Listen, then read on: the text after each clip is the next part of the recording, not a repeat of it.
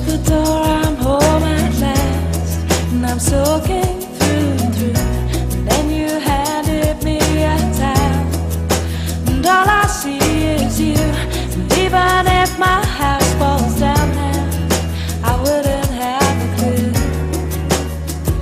because you're near me. And I want to thank you for giving me the best day of my life. And just to be with you is having the best day of my life. And I want to thank you for giving me the best day of my life. And just to be with you. This is Nationwide 90 FM, owned and operated by Nationwide News Network. We broadcast from our studios at 6 Bradley Avenue, Kingston 10, Jamaica. Transmitting on the FM 90 band. 90.3 from Peters Rock in St. Andrew and Murphy Hill in St. Anne. Serving Kingston and St. Andrew, St. Catherine, St. Anne, parts of Clarendon, St. Mary, and St. Thomas. 90.5 from Huntley in Manchester. Transmitting to St. Elizabeth, Westmoreland, Manchester, Clarendon, rural St. Andrew, and parts of St. Thomas. And 90.7 from Cooper's Hill in St. Andrew and Flower Hill in St. James. Serving Westmoreland, Hanover, St. James, sections of Trelawney, Kingston, St. Catherine, Clarendon, St. Mary, Portland, and St. Anne. Nationwide 90 FM also broadcasts on the World Wide Web on nationwideradiojm.com and on Flow on channel 916. Nationwide 90 FM, a revolution in media. You're listening to Nationwide 90 FM. The time is 6 o'clock. From the studios of Nationwide Radio, morning radio the right way. It's Nationwide This Morning.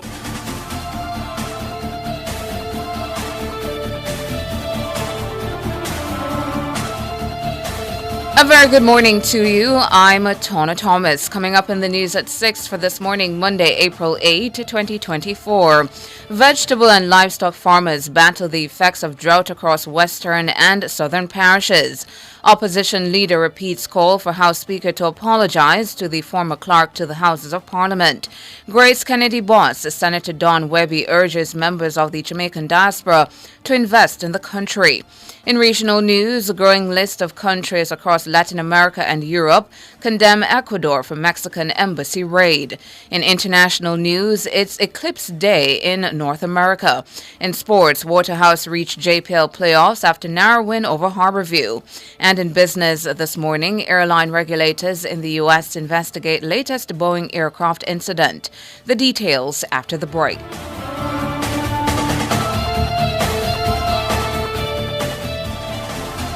For all your electrical needs, visit ABC Electrical Sales. They stock a wide variety of electrical supplies including plugs, switches, panel boards and conduits, plus energy-saving fixtures.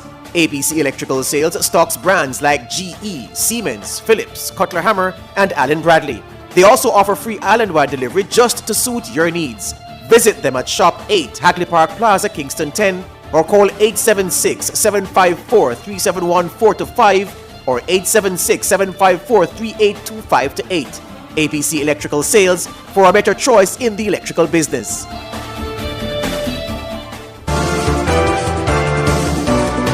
Catch the first news of the day. A comprehensive package of local, international, sports, and business news. The news at 6 on Nationwide 90 FM. Now to the details. The country's vegetable farmers, along with those who rear livestock, are battling the effects of drought conditions. President of the Jamaica Agricultural Society, JAS, Lenworth Fulton, made the disclosure during an interview with Nationwide News on Sunday. Recently, we have been affected by drought right across Jamaica, with the exception of few parishes like Portland. The drought is severe and it is affected mostly vegetable farmers, and vegetables such as cabbage, lettuce, pak choy are seriously affected. Livestock have been affected as well. Farmers are having it difficult either to get water for their animal and to find grass. Mr. Fulton says root crops are also struggling in this dry period.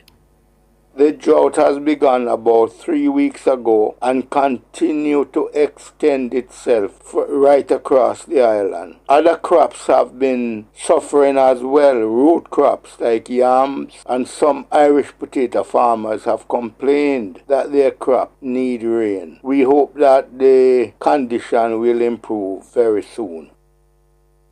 Lenworth Fulton, president of the Jamaica Agricultural Society. Meanwhile, the Met Service has confirmed that sections of the country are now experiencing drought conditions. Head of the Met Service, Evan Thompson, says the ongoing dry spell began last December.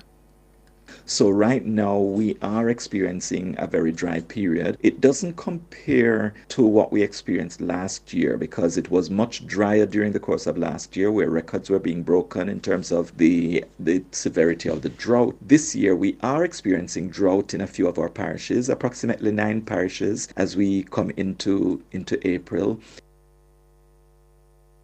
Mr. Thompson says western and southern parishes are feeling the brunt of the impact. Most of these parishes are in the west, that's Westmoreland and Hanover. Those are experiencing some level of drought, and also some of our southern parishes going across into St. Elizabeth and Clarendon, and also in the northeast with Portland and St. Mary. Those are experiencing drought at this time.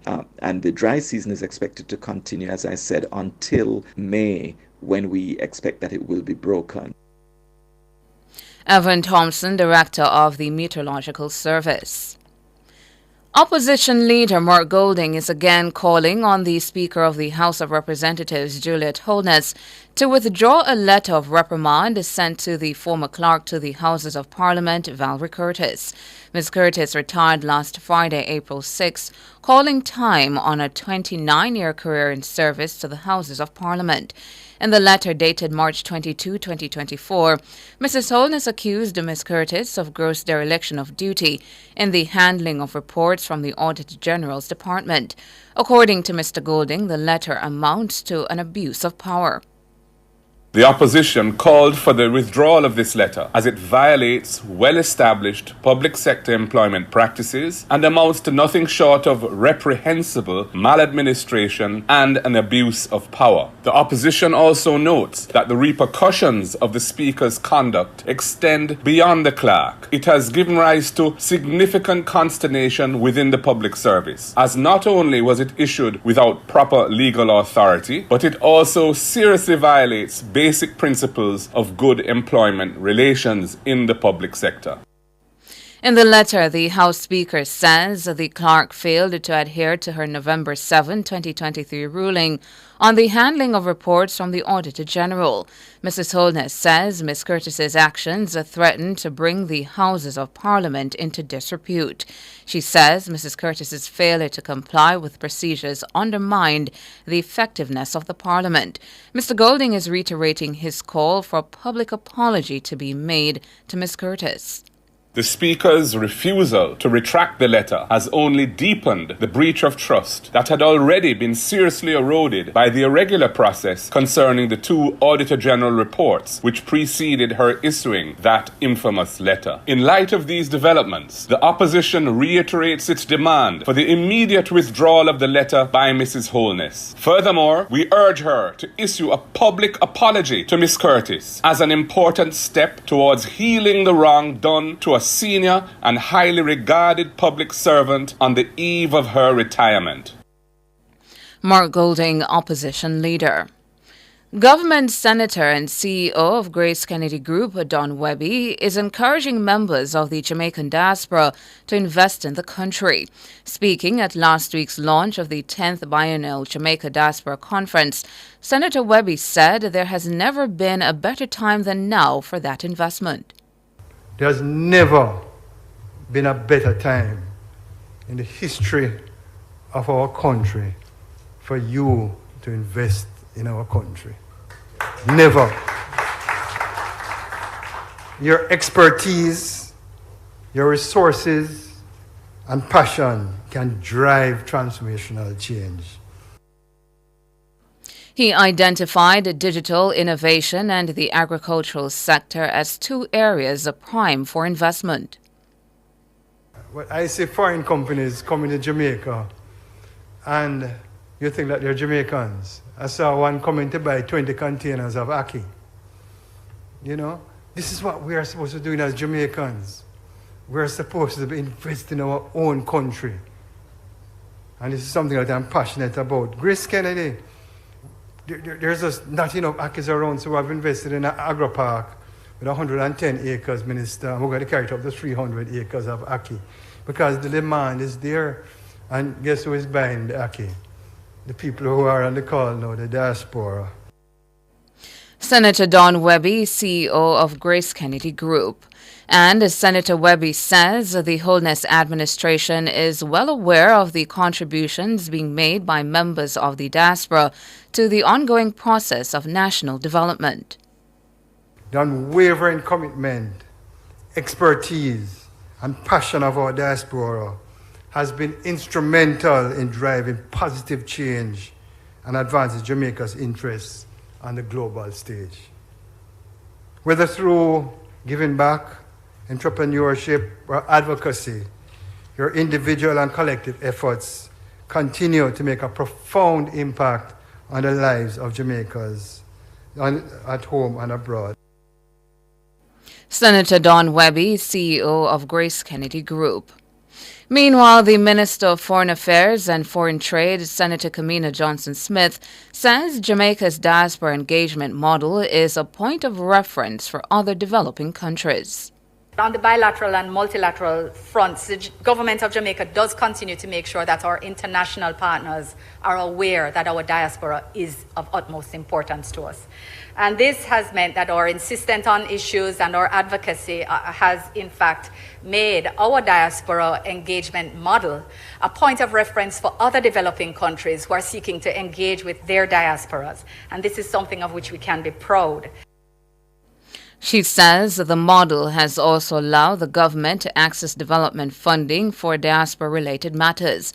In particular, Senator Johnson-Smith referenced the JAM-DEM platform, which her ministry assumed stewardship of earlier this year.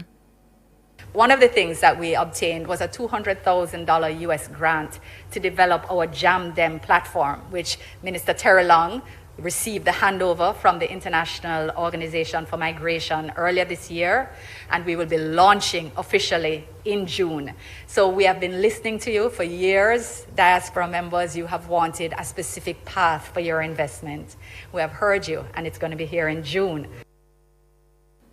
Senator Kamina Johnson-Smith, Minister of Foreign Affairs and Foreign Trade. Lengthy delays to get police records should now be a thing of the past, following the digitization of the Jamaica Constabulary Force's Criminal Records Office, CRO. Persons can now upload their relevant personal information to an online portal and, if successful, then proceed to collect their documents at designated pickup points. Head of the Constabulary's Communications Unit, CCU, Senior Superintendent Stephanie Lindsay, says the new CRO office will be a game changer. It's really to better manage the process. It's beneficial to the persons. There's a quicker turnover time because instead of the staff now at the office concentrating on taking in the application, doing the manual processes at the location, they are now able to turn over more certificates in a shorter time period because that's where the focus on with everything being digitized. The police certificate application system has also been expanded to Summit, St. James, Pompano Bay, St. Mary, and Mapen Clarendon, which will allow for police records to be picked up at those locations. SSB Lindsay says the JCF continues to listen to the public as it moves to modernize the force and its processes. It is a combination of both because we are providing a service. Then providing this service, we value the feedback of our customers. And even without the complaints, what we saw was something that we know didn't fit within a modern police force that we are creating. So it was part of the overall transformation process where we had to do something to improve on what existed there. So with the whole advancement in our people, our quality and our technology, then we had to ensure that this was one of the areas that we identify and worked on. SSB Stephanie Lindsay, head of the CCU. Former director of the Mona Geoinformatics Institute, MGI, Dr. Paris Leoayi, says despite various national efforts to curb fatal road crashes, motorists continue to disregard warnings and insist on risking their lives and the lives of others. As of April 5, 112 people were killed on the nation's roads, resulting from 96 fatal collisions.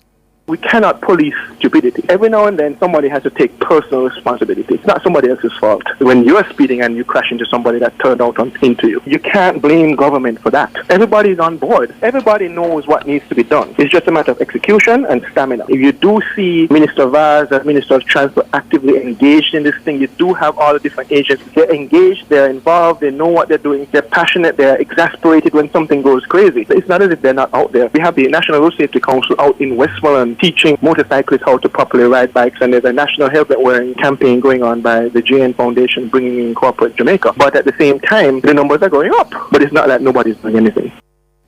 Additionally, Dr. Leoayi says faults in road engineering continues to contribute to fatal road crashes. The police have identified 60 roads across the country where engineering faults have made those corridors into crash hotspots.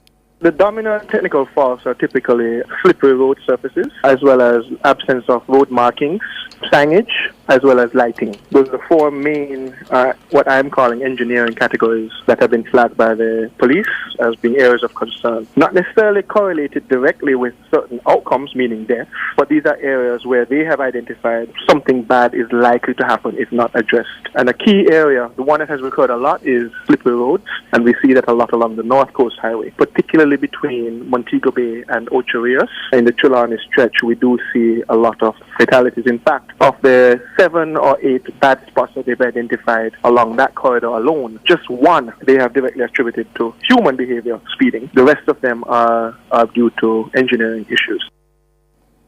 Dr. Paris Leoayi, former director of the Mona Geoinformatics Institute, he was speaking recently on Nationwide at 5. And that's it for the local segment of the news. Up next, regional and international.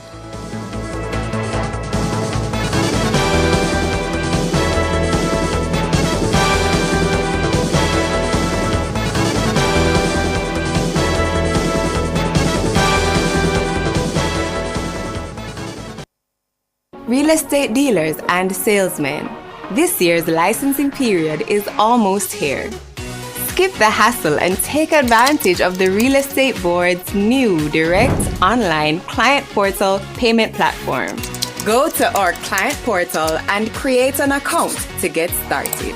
Whether you're paying license fees, penalties, or continuing professional development courses, status notifications give you the peace of mind that your payments were successful, and emails with meeting links for your courses. Use the Real Estate Board's new client portal payment platform.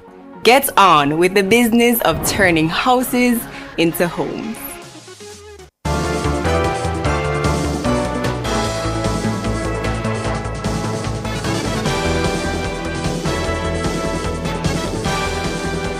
In regional and international news this morning, regional news, the global condemnation of Ecuador's government for its decision to break into the Mexican embassy is snowballing, with more presidents and other leaders expressing disapproval, shock, and dismay.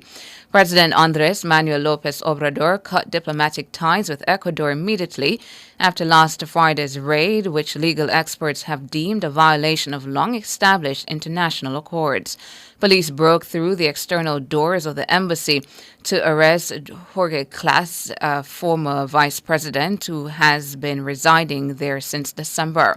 He had sought asylum after being indicted on corruption charges. Mexico says it will challenge the raid on Monday at the World Court in The Hague. It's being reported that 18 countries in Latin America, 20 in Europe, and the Organization of American States are backing Mexico. In international news now, a total solar eclipse crosses North America today. It will slice a diagonal line from the southwest to the northeast, briefly plunging communities along the track into darkness.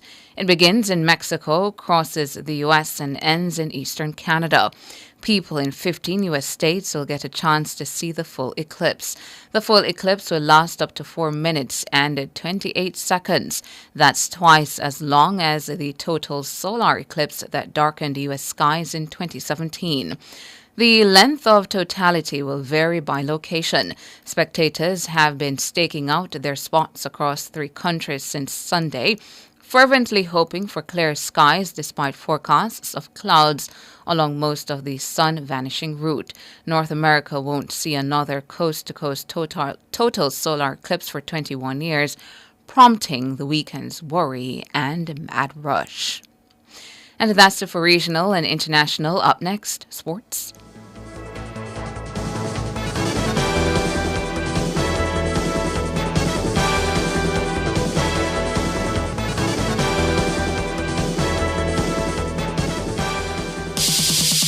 Jumpstart your fitness goals with Express Fitness. Sign up today and restart your fitness journey at an Express Fitness location near you. Enjoy safe, comfortable, and well-equipped gyms from 7 a.m. to 8 p.m. daily. Call 554-5180 for a full listing of our open locations. Express Fitness. Express Fitness. Your goal, our mission. The National Solid Waste Management Authority's mobile application was launched on June 5, 2020 to facilitate digital reports of littering in public spaces and illegal dumping. Since then, there have been more than 2,000 app downloads and more than 1,500 reports. Mikhail Graham, a teacher by profession, shares his experience with the app. I believe that majority of individuals can use it regardless of age or limited knowledge of internet or technology. It was quite easy to navigate as you had the different options for you to fill in your name, email address, number, and a part for you to include what the status was like. And out of 10, generally, it would be like a 9 out of 10 in terms of user-friendly. You can download the NSWMA app by visiting the Google Play Store or the iOS Apple Store and typing in NSWMA. A message brought to you by the Ministry of Local Government and Community Development.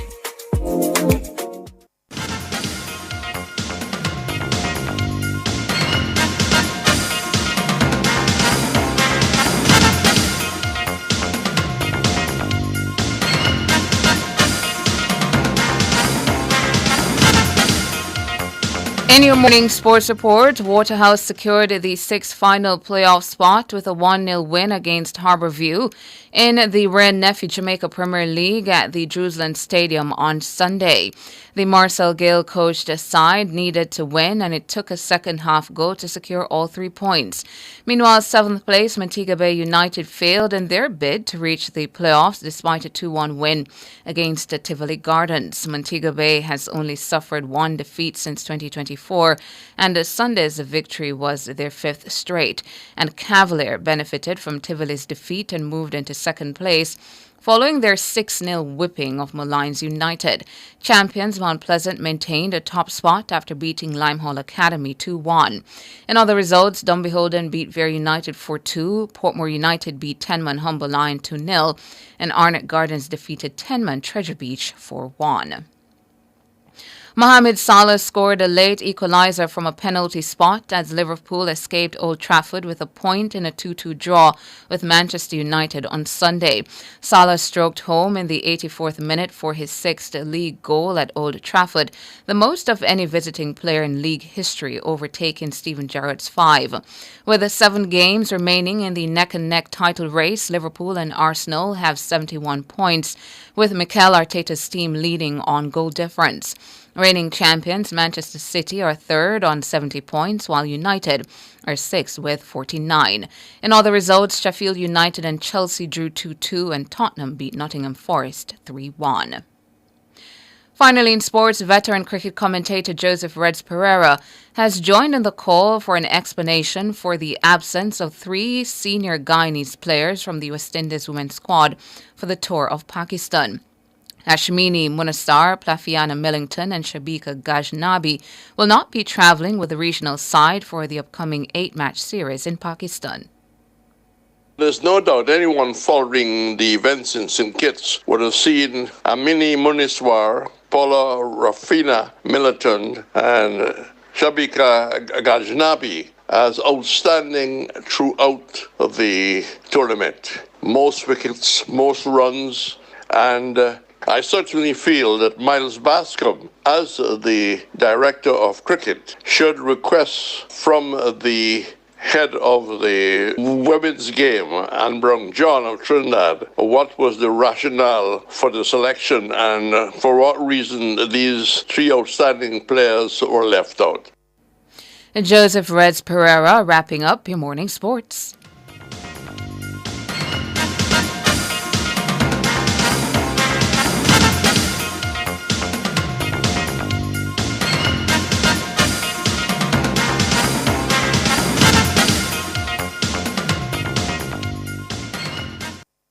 Stop buying expensive print cartridges. Global Ink is now selling factory direct generic toner cartridges for use in HP and Brother LaserJet printers. Low prices. Call 754-7444 or toll free at 1-888-NEED-INK. Save money. Print with Global Ink toners.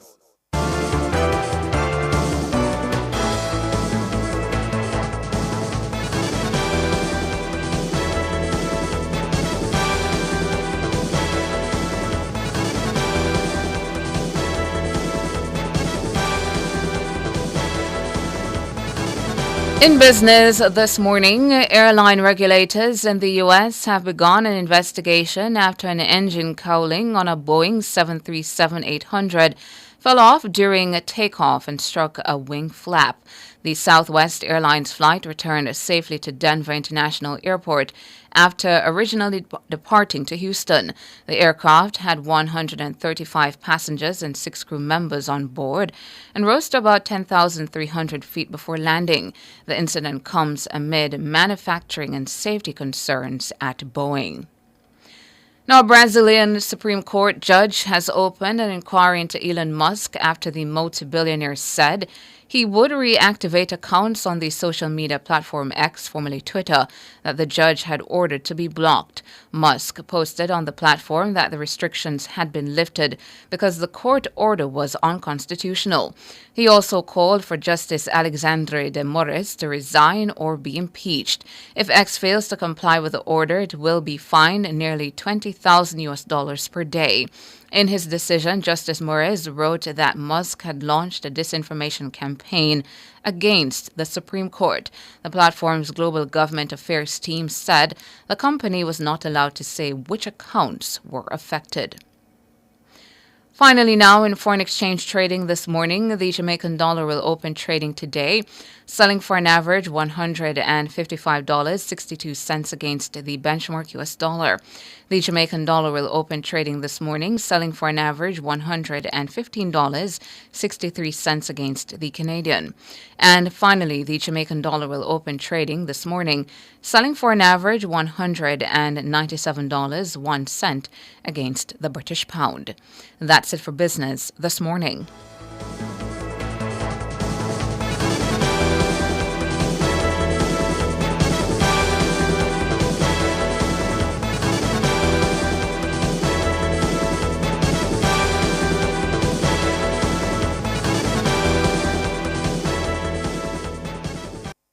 For all your musical needs, visit the Music Mart, the most complete music store in Jamaica. Telephone 876-960-7712. The time brought to you by the Music Mart is 6:27. This is an important announcement from the Electoral Office of Jamaica. Candidates who contested the February 26, 2024 local government elections are reminded to file a return of election expenses by Monday, April 8, 2024. Any candidate who fails to make a return commits an offence and is liable to a fine or imprisonment for a term not less than 3 years. That was an important announcement from the Electoral Office of Jamaica. Shake and go with true shake. Shake and go. Grab a true shake and go. When me have to put in the work, but I'm moving slow. Grab a true shake and go. School time and not joke time. Office study hard, brain full time. Grab a true shake and go. When we up in the gym, we have to stay healthy and fit. Grab a true shake and go. Shake and go with True Shake. Packed with 9 grams of protein, 24 key vitamins and minerals to keep you going. Grab a true shake and go. Outperform, outlast. With top performance. Jackama.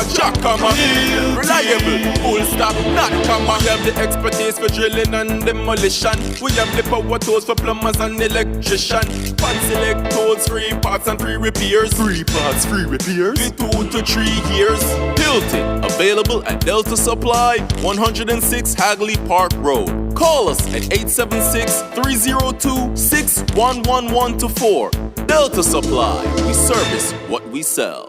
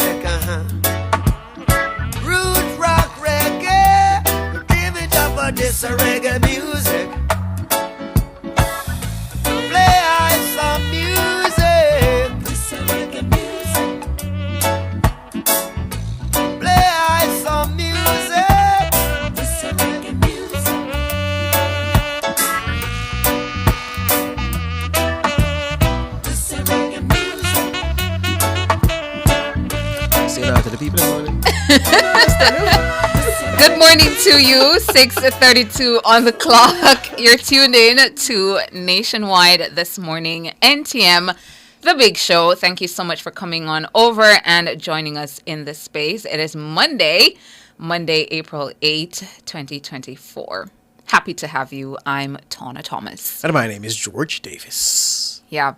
Hope this morning that our peeps who attended Carnival, you all are doing well. Attended the roadshow yesterday. I saw some of the images and the videos on social media, and oh my goodness. Let me tell you, Tawna, oh my goodness. It was, you know, Jamaican ladies really stay good. Not gonna lie. We really stay good. The costumes are beautiful. The ladies looked amazing. You guys had a time. Hope it was incident free. I'm not hearing of anything that happened. And I'll go home, shower, rest, and be up for the world of work today. Can I say that my eye is belly full? You can. So I drove through. So I played some ball Saturday morning. Mm-hmm. I drove immediately after. So I finished about 8. So I left, I drove through New Kingston. So the whole of Emancipation, right where Pegasus is, Emancipation Park, the whole of the road paint up. So people, the Juve people went wild. Oh, by the way, there were several footballers at Football Factory on Saturday morning. Paint up. There's one guy, I went there, I got there about 6:30, and he was fast asleep on one of the benches. A guy with locks.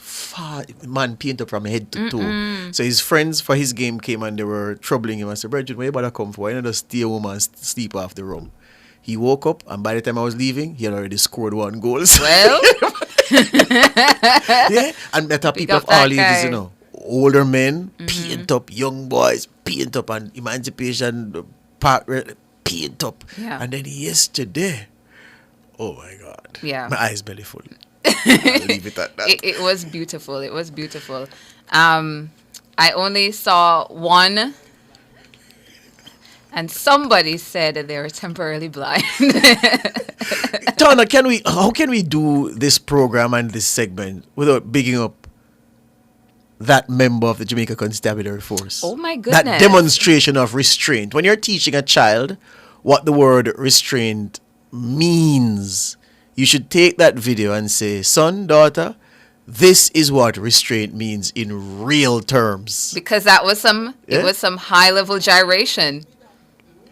It was some high level gyration that he was receiving, but he held it together. Yes, because clearly the commissioner told him no hard policing. So he just stood there. He did not flinch. Yeah. No. While that reveler had a time. That reveler reveled. She reveled. It was.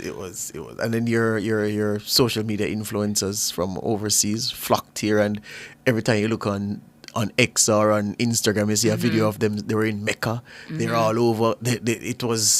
People had a good time. I hope they spent a lot of money with us. Yes, really and we're going to be exploring that later in the show, eh? Yes, I hope the money spread. Yeah, yes. Not just the hotels and stuff, but them go to the pan chicken man too. Yes, buy a cup of soup and all of that, so that everybody benefited from Carnival. And as you said, we'll be exploring that a little bit later on the front page. Quickly, before we finish this part, people from all over town went to the Carnival celebrations. By the time I was coming from the market downtown, I drove on Collie-Smith Drive to cut through and to come to Beechwood Avenue and then back on Hertfordshire Road.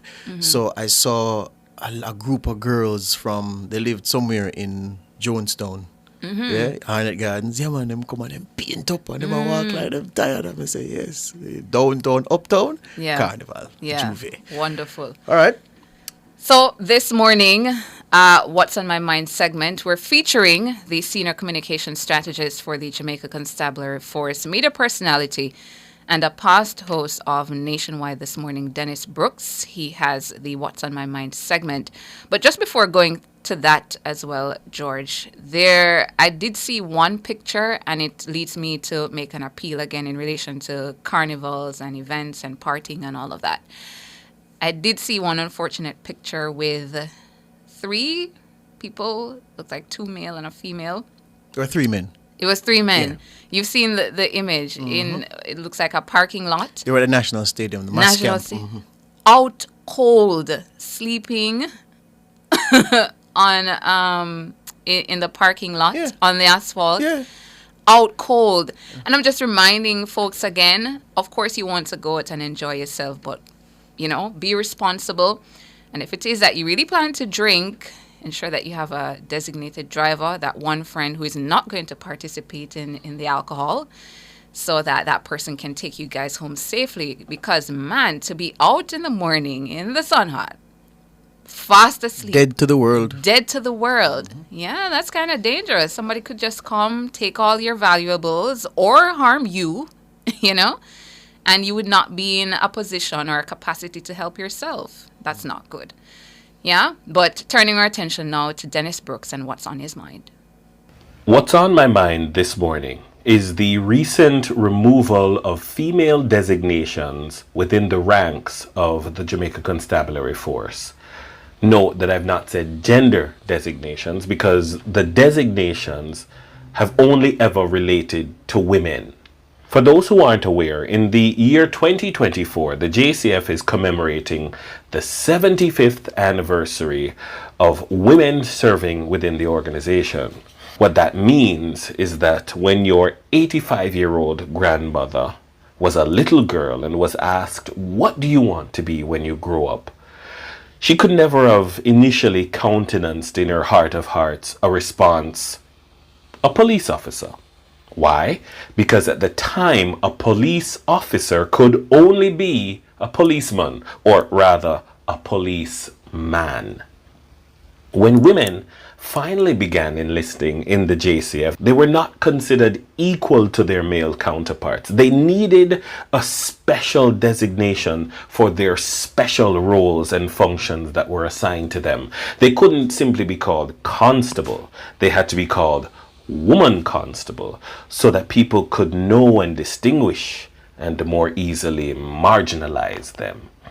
When they were promoted, they became woman corporals and woman sergeants and woman inspectors. And eventually, when they ascended to the officer corps, the need to distinguish suddenly disappeared.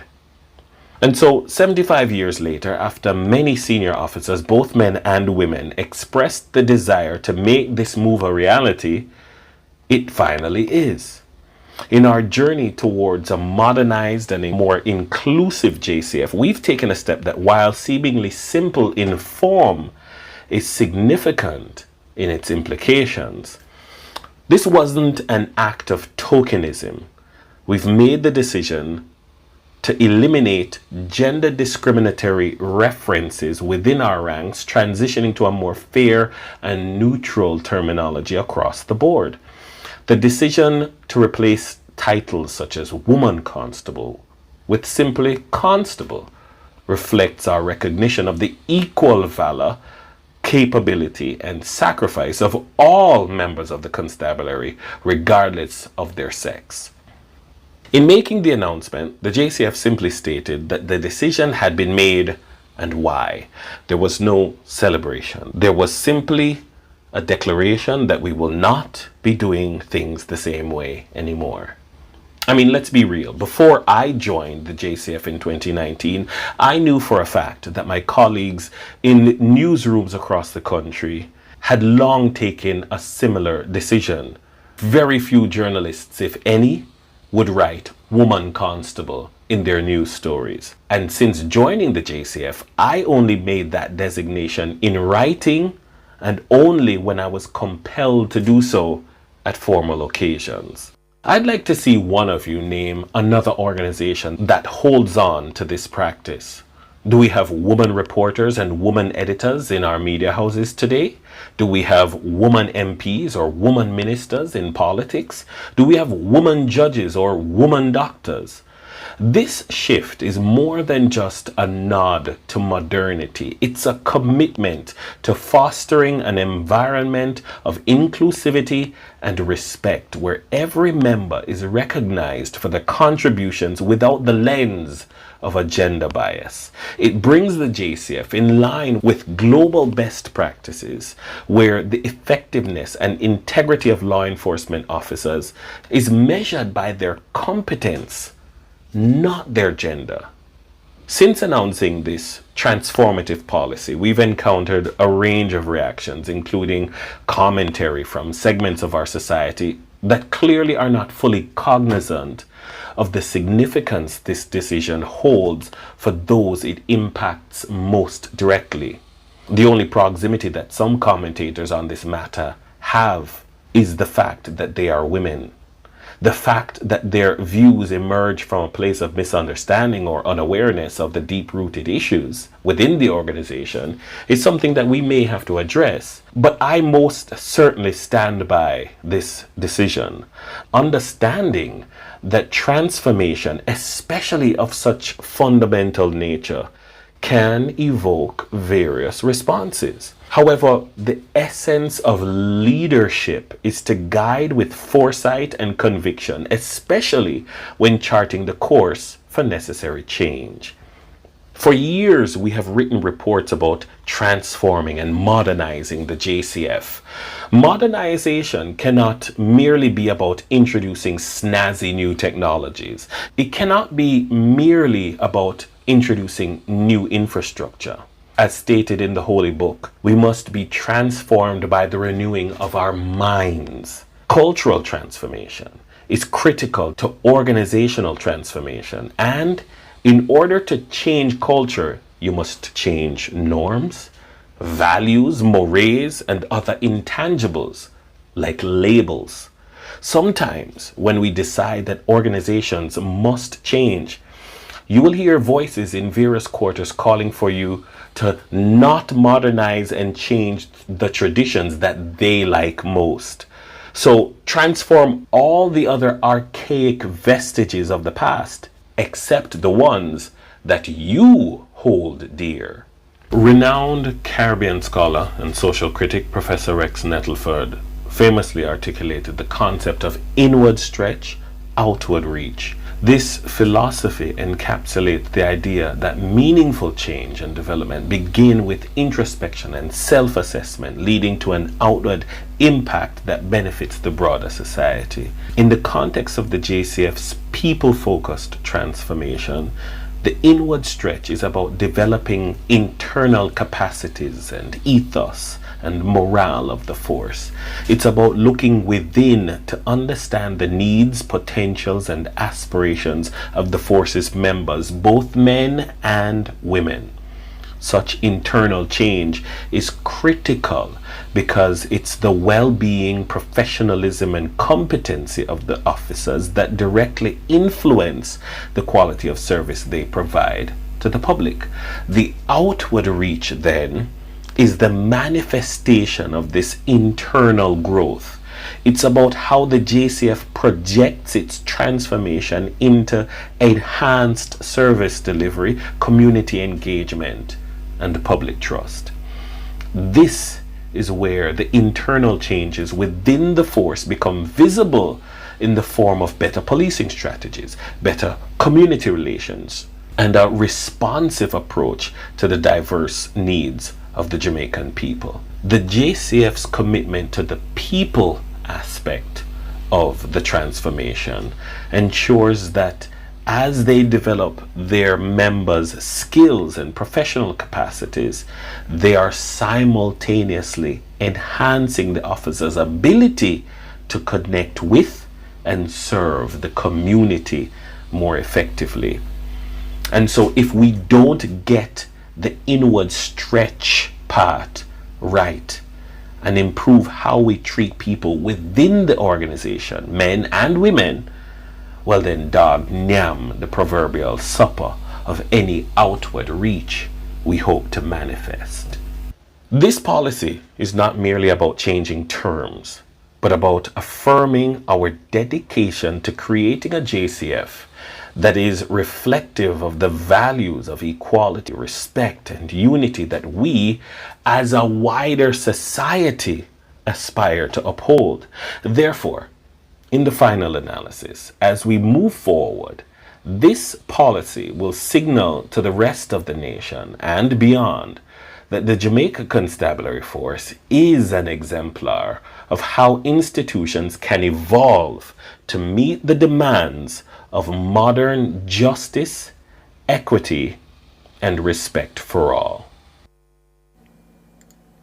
Thanks so much to Dennis Brooks for that What's on My Mind, focusing on the ranks changes or namings in the constabulary force. Dennis Brooks, of course, is a senior communication strategist for the JCF, a media personality, and a past host of Nationwide This Morning. Going to take a break and come back with Street Smart.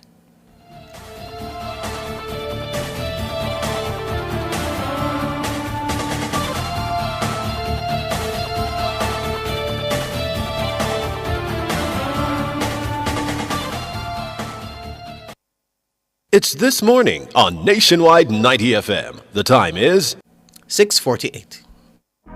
Get ready for some fun every Saturday as the Jamaica Observer brings you Saturday Games Corner. Put your skills and creativity to the test for a chance to win exciting prizes each week. Hold up, wait a minute. Don't miss out on the fun and surprises. You serious? Grab your copy of the Jamaica Observer this Saturday and get ready to win.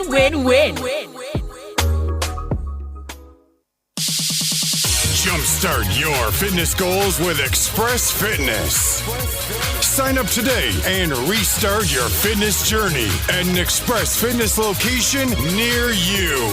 Enjoy safe, comfortable, and well-equipped gyms from 7 a.m. to 8 p.m. daily. Call 554-5180 for a full listing of our open locations. Express Fitness. Your goal, our mission.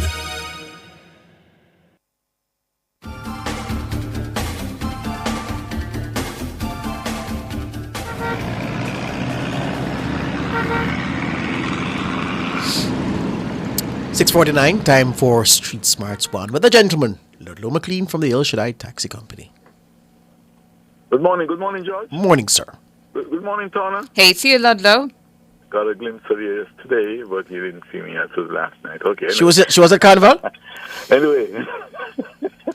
You're talking about me, or you're talking about George? Tana. Oh, okay. At Carnival, Ludlow? Huh? At Carnival? No. Oh, that was nowhere close to Carnival. She was nicely attired. Frightened me. I tell you. I hope the roads are clear now because a lot of debris was on the road up to last night, and people may have enjoyed themselves, yes, but let's hope the roads are properly sanitized and clean. And I know this might affect productivity later on, but let's see what happens in terms of numbers heading to work and all of that. But our situation is that what's happening on our roads, those of you in we call it the Sunshine City, Portmore, yes. It's not too bad yet, and I suspect that tomorrow might be different and going further during the week. It's not too bad. Those of you coming out of the Elsha Road, you're coming from 2S, 2 East, 3 East, and all of these areas in the eastern side of Greater Portmore, coming towards the Brayton area, it's not too bad. There is traffic, but it's moving. And you transfer that along the Port Henderson Road, and if you're heading to the toll, it's also steady.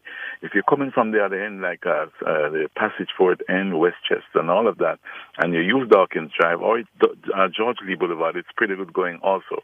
The Dyke Road section heading towards the toll, pretty good movement, and I say this because it might be different tomorrow at this time, but it's movement all the way towards the toll and going further down towards Marcus Garvey Drive. 3 miles, not so busy yet, but Marcus Garvey Drive, it's flowing all the way into the southbound side, heading to downtown. Mandela has traffic eastbound, no problems. Eastbound, it's steady, but westbound, free-flowing, and I suspect again that this will change as the morning progresses. But so far, so good, beautiful sun, and I am sure by the time we get to 7:18, it will be a little bit different, but let's see what happens come 7:18. It's back to you, George, in the studios. Thank you very much, Ludlow. Ludlow McLean there from the El Shaddai Taxi Company. Our word of the day is on cue.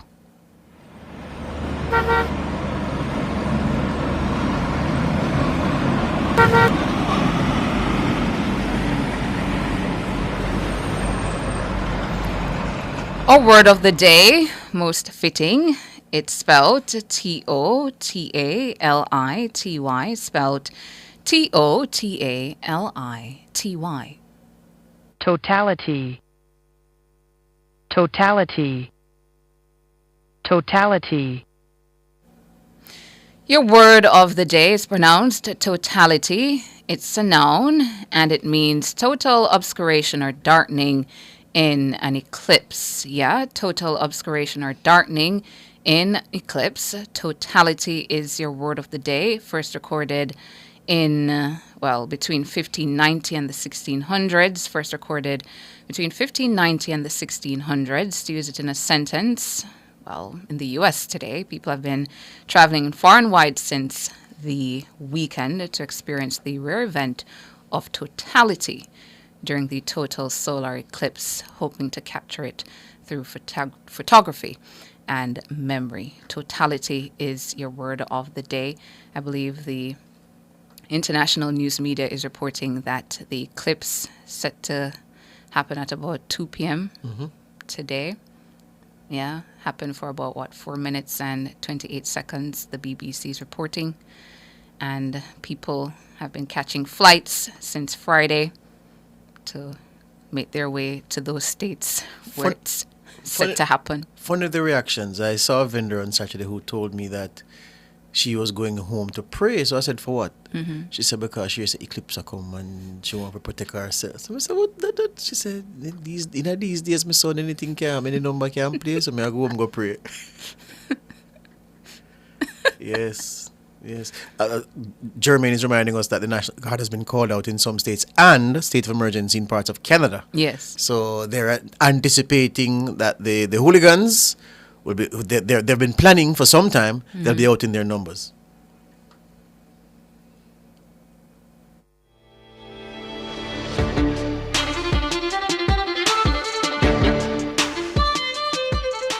Today on Living Well, chlordane. Most people go about their daily lives never thinking beyond what they do on a daily basis, in addition to the things they have planned to do. If you buy or build a home, you may not ever think about the chemicals that may be used at any stage of building, or what may have been used on the house if you buy one. One such chemical is known as chlordane. Chlordane is a man-made chemical that was used as a pesticide in the United States from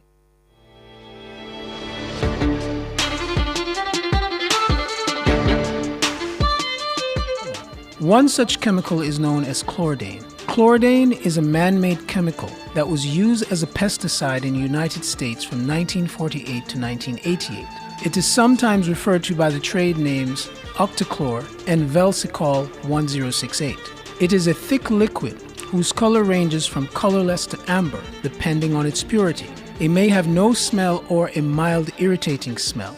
We do not know what it tastes like. Chlordane is not a single chemical, but is a mixture of many related chemicals, of which about 10 are major components. Some of the major components are trans-chlordane, cis-chlordane, beta-chlordane, heptachlor, and trans-nochlor. Chlordane does not dissolve in water. Therefore, before it can be used as a spray, it must be placed in water with emulsifiers, in other words, soap-like substances, which results in a milky-looking mixture. From 1983 until 1988, chlordane's only approved use was to control termites in homes. The pesticide was applied underground around the foundation of homes. When chlordane is used in the soil around a house, it kills termites that come into contact with it. Before 1978, chlordane was also used as a pesticide on agricultural crops, lawns and gardens, and as a fumigating agent. Because of concern over cancer risk, evidence of human exposure and buildup in body fat, persistence in the environment, and danger to wildlife, the EPA canceled the use of chlordane on food crops and phased out other above-ground uses over the next 5 years. In 1988, when the EPA canceled chlordane's use for controlling termites, all approved use of chlordane in the United States stopped. However, here is the kicker. Manufacture for export continues. It would be interesting to know what is being used in Jamaica to treat for termites or protect against termite infestation. Today, people receive the highest exposure to chlordane from living in homes that were treated with chlordane for termites prior to 1988. Chlordane may be found in the air in these homes for many years after treatment. You may come into contact with chlordane while digging in soil around the foundation of homes, where it was applied to protect the homes against termites. Chlordane can enter the body through the skin if skin contact occurs with contaminated soils, through the lungs if breathed in with contaminated air, and through the digestive tract if swallowed. For example, people living in houses that have been treated with chlordane will be exposed mostly by breathing the vapor in the air. Workers who sprayed chlordane as a pesticide were exposed mostly by breathing the compound in the air and by contact with the skin. Most health effects in humans that may be linked to chlordane exposure are on the nervous system and digestive system and the liver. Chlordane is also a major cause of cancer. These are the chemicals that are usually used for termite treatment. Arsenics, trioxide, befethrin, permethrin, fipronil, and imidacloprid. Remember, chlordane is still manufactured for export to the Caribbean and other countries. Even though none of the other chemicals mentioned are safe, chlordane is of particular concern. Ask what is being used in your house to treat termites. That's Living Well for today. Tune in next time for What is Congestive Heart Failure?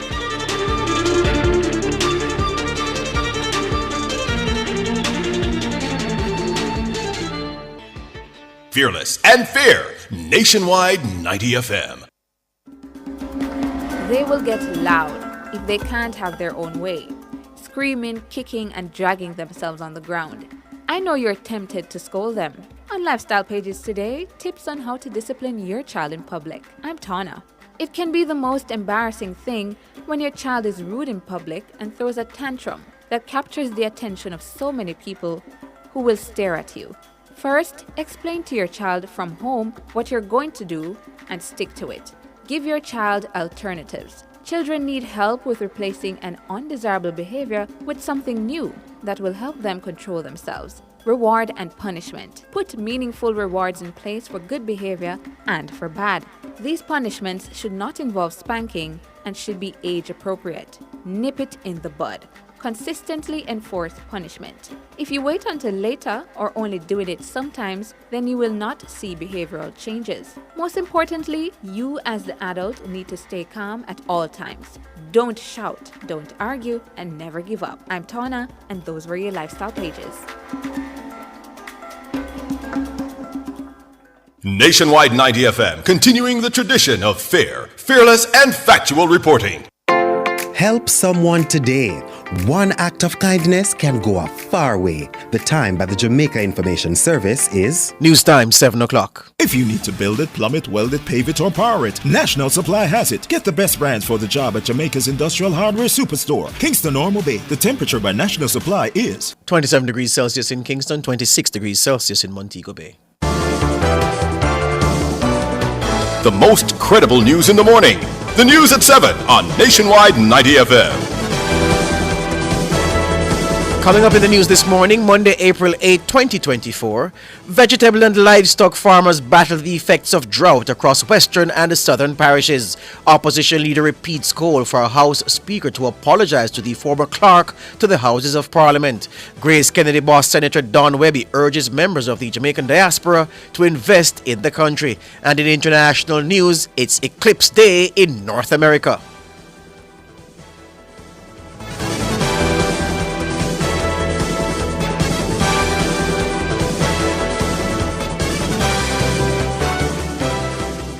If it's news, it's got to be Nationwide 90 FM.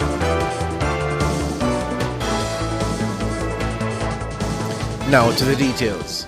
The country's vegetable farmers, along with those who rear livestock, are battling the effects of drought conditions. President of the Jamaica Agricultural Society, JAS, Lenworth Fulton, made the disclosure during an interview with Nationwide News on Sunday.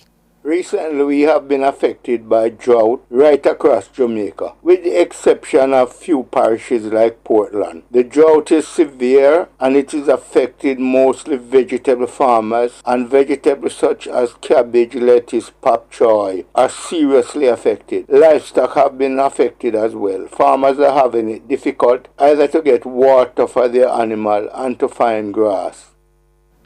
Mr. Fulton says root crops are also struggling in this dry period.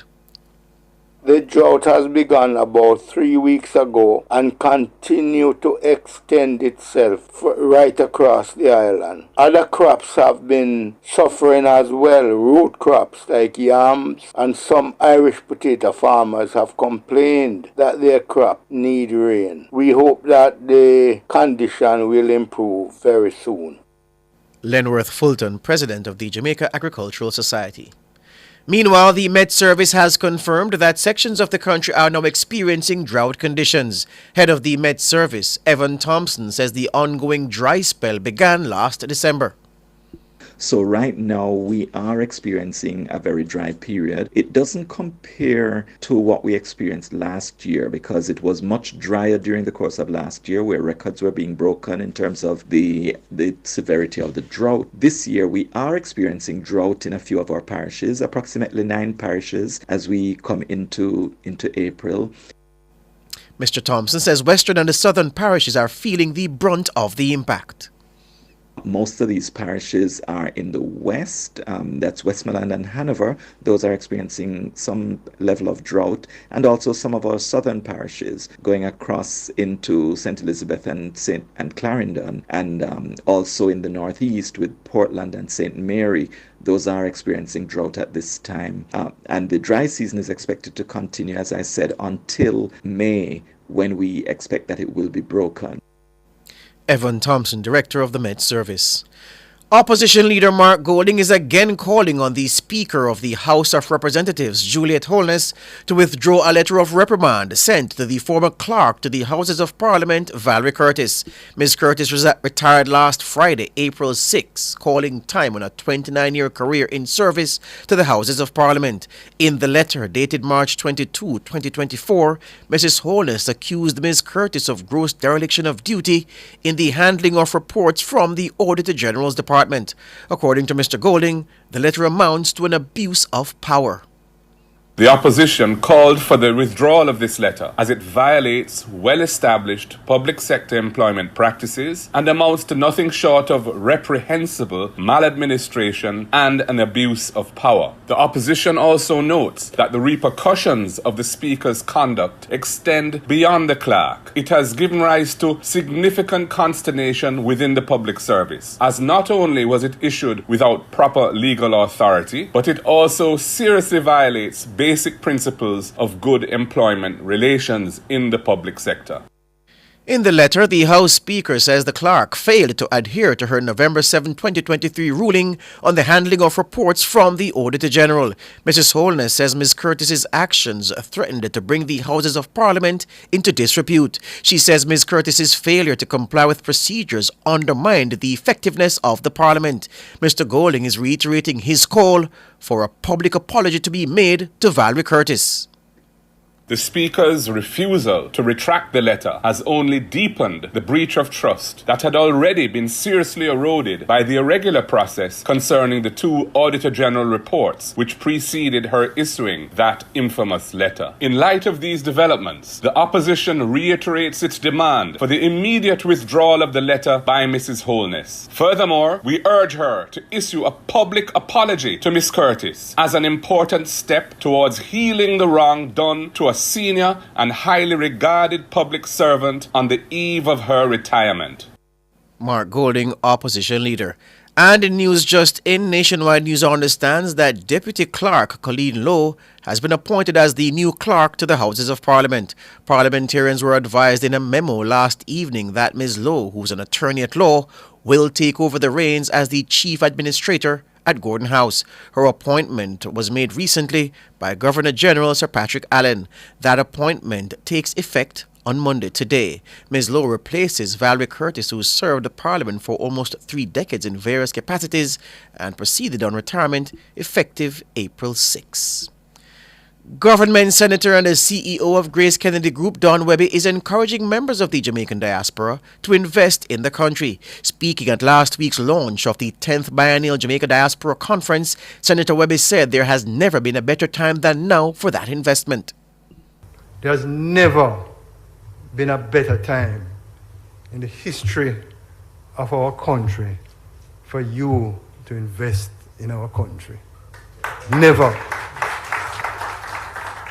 Your expertise, your resources, and passion can drive transformational change. He identified digital innovation and the agricultural sector as two areas prime for investment. But I see foreign companies coming to Jamaica and you think that they're Jamaicans. I saw one coming to buy 20 containers of ackee. You know, this is what we are supposed to do as Jamaicans. We're supposed to be investing in our own country. And this is something that I'm passionate about. Grace Kennedy, there's just not enough ackees around, so I've invested in an agro park with 110 acres, Minister, and we're going to carry it up to 300 acres of ackee. Because the demand is there, and guess who is buying the ackee? The people who are on the call now, the diaspora. Senator Don Webby, CEO of the Grace Kennedy Group.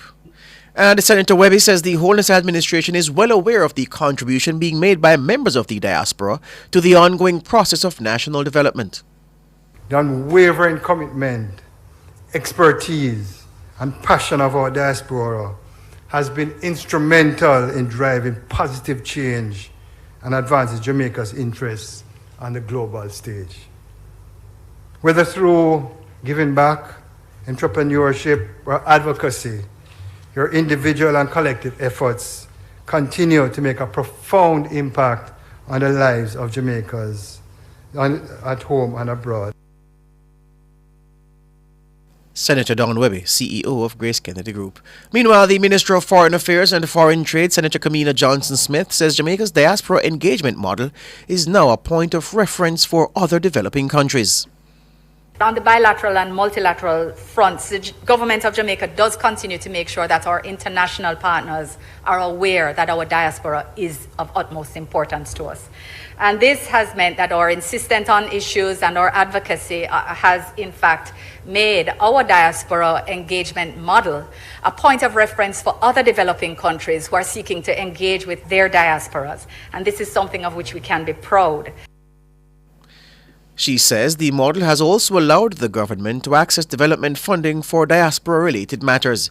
In particular, Senator Johnson-Smith referenced the JamDem platform, which her ministry assumed stewardship of earlier this year. One of the things that we obtained was a $200,000 US grant to develop our JamDem platform, which Minister Terry Long received the handover from the International Organization for Migration earlier this year, and we will be launching officially in June.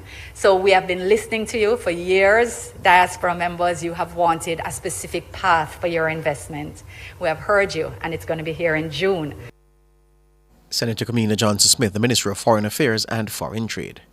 Lengthy delays to get police records should now be a thing of the past following the digitization of the Jamaica Constabulary Force's Criminal Records Office, the CRO. Persons can now upload their relevant personal information to an online portal and, if successful, then proceed to collect their documents at designated pickup points.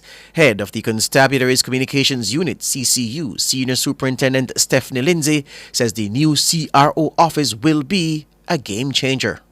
It's really to better manage the process. It's beneficial to the person. There's a quicker turnover time because instead of the staff now at the office concentrating on taking in the application, doing the manual processes at the location, they are now able to turn over more certificates in a shorter time period because that's where the focus on with everything being digitized. The police certificate application system has also been expanded to Summit in St. James, Pompano Bay in St. Mary, and Mapen in Clarendon, which will allow for police records to be picked up at those locations. SSP Lindsay says the JCF continues to listen to the public as it moves to modernize the force and its processes. It is a combination of both because we are providing a service. In providing this service, we value the feedback of our customers. And even without the complaints, what we saw was something that we know didn't fit within a modern police force that we are creating. So it was part of the overall transformation process where we had to do something to improve on what existed there. So with the whole advancement in our people, our quality and our technology, then we had to ensure that this was one of the areas that we identify and worked on.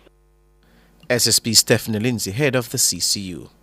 Former director of the Mona Geoinformatics Institute, MGI, Dr. Paris Leo Ayi, says despite various national efforts to curb fatal road crashes, motorists continue to disregard warnings and insist on risking their lives and the lives of others. As of April 5, 112 people were killed on the nation's roads, resulting from 96 fatal crashes. We cannot police stupidity. Every now and then, somebody has to take personal responsibility. It's not somebody else's fault. When you're speeding and you crash into somebody that turned out into you, you can't blame government for that. Everybody's on board. Everybody knows what needs to be done. It's just a matter of execution and stamina. If you do see Minister Vaz as Minister of Transport actively engaged in this thing, you do have all the different agencies. They're engaged, they're involved, they know what they're doing, they're passionate, they're exasperated when something goes crazy. It's not as if they're not out there. We have the National Road Safety Council out in Westmoreland teaching motorcyclists how to properly ride bikes, and there's a national helmet wearing campaign going on by the JN Foundation bringing in corporate Jamaica. But at the same time, the numbers are going up, but it's not that nobody's doing anything. Dr. Leo Ayi says faults in road engineering continue to contribute to fatal road crashes. The dominant technical faults are typically slippery road surfaces, as well as absence of road markings, signage, as well as lighting. Those are the four main, what I'm calling engineering categories that have been flagged by the police as being areas of concern. Not necessarily correlated directly with certain outcomes, meaning death, but these are areas where they have identified something bad is likely to happen if not addressed. And a key area, the one that has recurred a lot, is slippery roads, and we see that a lot along the North Coast Highway, particularly between Montego Bay and Ocho Rios. In the Trelawney stretch, we do see a lot of fatalities. In fact, of the 7 or 8 bad spots that they've identified along that corridor alone, just one they have directly attributed to human behavior, speeding. The rest of them are due to engineering issues. Dr. Paris Leo Ayi, former director of the Mona Geoinformatics Institute. He was speaking recently on Nationwide at 5. International news now. The global condemnation of Ecuador's government for its decision to break into the Mexican embassy is snowballing, with more presidents and other leaders expressing disapproval, shock, and dismay. President Andrés Manuel López Obrador cut diplomatic ties with Ecuador immediately after last Friday's raid, which legal experts have deemed a violation of long-established international accords. Police broke through the external doors of the embassy to arrest Jorge Glass, a former vice president who had been residing there since December. He had sought asylum after being indicted on corruption charges. Mexico says it will challenge the raid on Monday at the World Court in The Hague. It's being reported that 18 countries in Latin America, 20 in Europe, as well as countries from the Organization of American States are backing Mexico. And further afield, a total solar eclipse crosses North America today. It will slice a diagonal line from the southwest to the northeast, briefly plunging communities along the track into darkness. It begins in Mexico at 11:07 a.m. Pacific time, or 1:07 p.m. Jamaica time, and will then cross the United States and end in eastern Canada. People in 15 U.S. states will get a chance to see the full eclipse, which will last up to 4 minutes and 28 seconds. That's twice as long as the total solar eclipse that darkened U.S. skies in 2017. The length of totality will vary by location. Spectators have been staking out their spots across 3 countries since Sunday, fervently hoping for clear skies despite forecasts for clouds along most of the sun-vanishing route. North America won't see another coast-to-coast total solar eclipse for 21 years, prompting the worry and mad rush. That's it for news.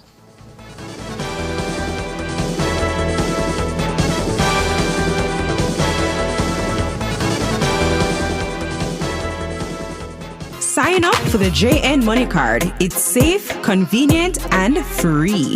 The time by JN Money is 16 minutes past 7. Employers, mark your calendars. The annual Employers Return, SO2, originally due March 31, 2024, is now due on April 2, 2024. File online at jamaicatax.gov.jm. Contact 888 Tax Help for more assistance. The temperature by Tax Administration Jamaica, working together to serve you even better, is 27 degrees Celsius in Kingston, 26 degrees Celsius in Montego Bay. Maxfield Bakery, breads and buns and Maxfield Bakery for breads and buns and bullets too. It's Maxfield Bakery for the best Easter bun, you know that's Maxfield Christmas, Maxfield Easter bun, the juicy fruity Easter bun. Order online and send abroad at maxfieldbakery.com or call Maxfield Bakery at 926-2160 or 929-3897 and get yours before they're done. Skiata says so.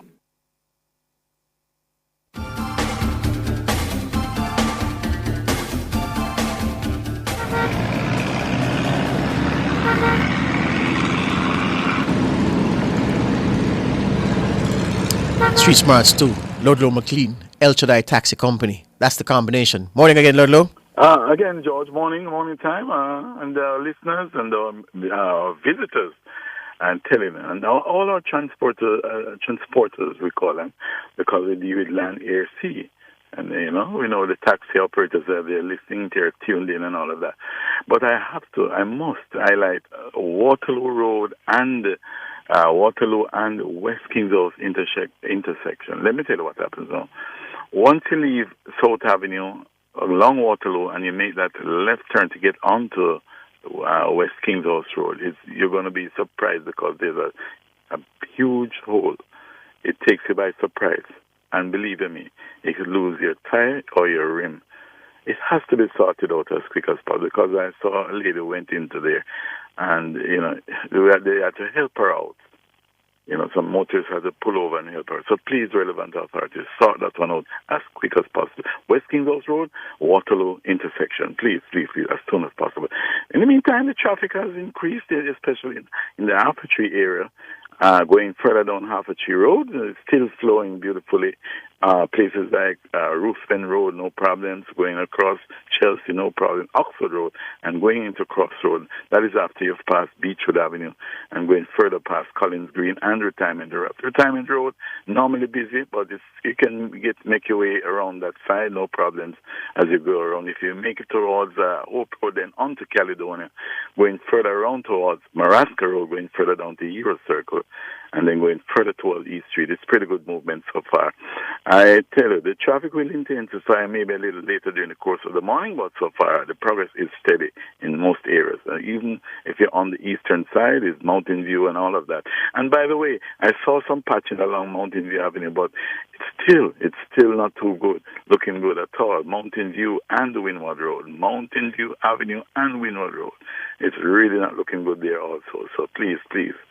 As usual, we want to say at this time, drive smart and make proper use of your mirrors, your wing mirror. It helps you to maneuver much better. And as usual, at Street Smart, your safety is all concerned. Take it away. Thank you, Ludlow. Street Smarts 2 there. Ludlow McLean, the El Shaddai Taxi Company. After the break, the front page.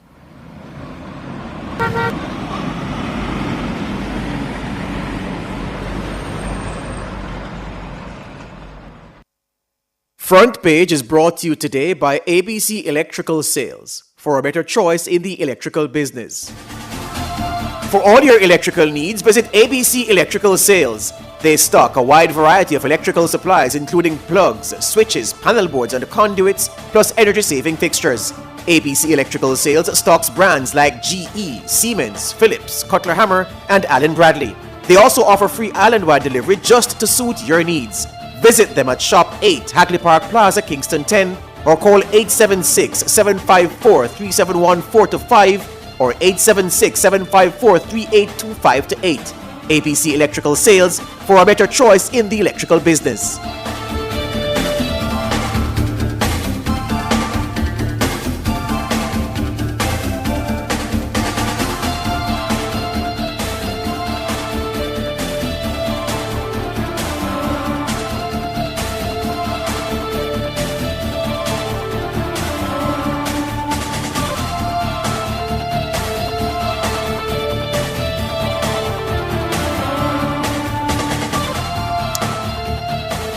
Righto. All right, you know what? Welcome back to Nationwide This Morning, NTM. It's now time for our discussion segment, The Front Page. And this morning we're doing an assessment of the Carnival Series 2024. On Sunday, thousands of revelers descended on the streets of the corporate area for the Jamaica Carnival Road March 2024. Attendees came out from all sections of society, decked out in their flamboyant and revealing costumes. Among the revelers were scores of foreigners who poured into the country to soak in the fun and the sun. Last year, the Jamaica Carnival contributed just under $5 billion to the economy, stemming from multiple sources, including tourism.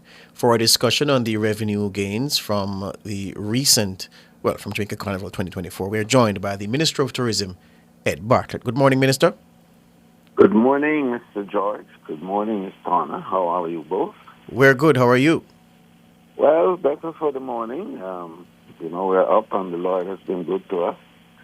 And yesterday was a very good day, I think, for the city of Kingston in terms of revenue generation, and I think in terms of just bringing back that spirit of togetherness. I saw something yesterday that I hadn't seen for quite a while. This sort of fusion of different strains within the society and a general outpouring of affection and love and a general feeling of camaraderie, which is good for the country, I think, and it's good for the city. Yes.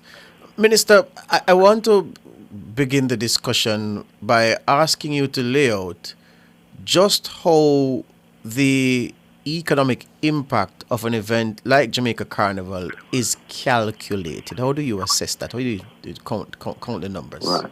Well, it begins, George, by way of the varying streams of economic activity that have to come together seamlessly to create this outcome called Carnival. And it's artisans, first of all, it's financiers. It's people who have capital and who are willing to invest capital. And there's this whole creative outcome that flows from a series of artistic and other expressions, which again are all income related. And these artisans are from various areas, different skill sets. Then there are the regular people who deal with infrastructure, and then there are those who deal with just certain cultural outcomes that are important, so food, gastronomy, and there are small players, medium-sized players, large players. What I'm saying is that the final product called Carnival is a confluence of a large number of small, medium, and sometimes large players within the economic space. So it is a multiplier effect that it has, because different groups earn, different groups invest, different groups get a return on their investment, and for that now brings a revenue into the general coffers of the country. The reason I asked the question, Minister, just before you go, the reason I go further is this. It may seem like an obvious thing, and we here, we have an idea, but of course, for the public, I've always heard people debate when these numbers are put out about how they get that, because there are many people who think that the various groups who are responsible for the inputs, the ground transportation, the accommodation, the air transportation, the costumes and everything, they believe that what? Is it that each representative of these smaller groups report at a period to a centralized office and then the figures are tallied? Or does the ministry have a unit which does this overall assessment and calculates how many people came in, what they paid to travel here, where they stayed, how much the accommodation cost, the amount on costume, how many costumes were sold, ground transportation, food and all that, and then you come up with the figure? Because I want to give people a sense of perspective of how that figure is arrived at. Well, George, I tell you, for the moment, it's a lot of estimation, because what you do is we have a team that does what you call an exit poll, as it were. So we interview different players and get a sense from them as to what it is that their input has been in terms of investment. And then we, through our tourism intelligence network, have a sense of those who came by way of air and what that cost was, and those who have stayed at hotels and what that cost is and what that revenue also is. And then the rest of it, of course, as I say, is estimation. The big players who do the investment, like the band leaders, the Genesis X's and the, Jamaica Carnival groups and so on and so forth, they have a stronger sense of what their output is, and that information we can get. And it all comes together then to create what is the strong estimate, and I can say it no more than that, a strong estimate of what the overall impact on the economy is. Are there yet any projections or any estimates as to what the revenue outlook has been for Carnival 2024? I mean, it wrapped up yesterday with the roadshow, but there were several events leading up to the finale. Right. So, to be honest, I tried last night because I knew I was on with you this morning. Mm-hmm.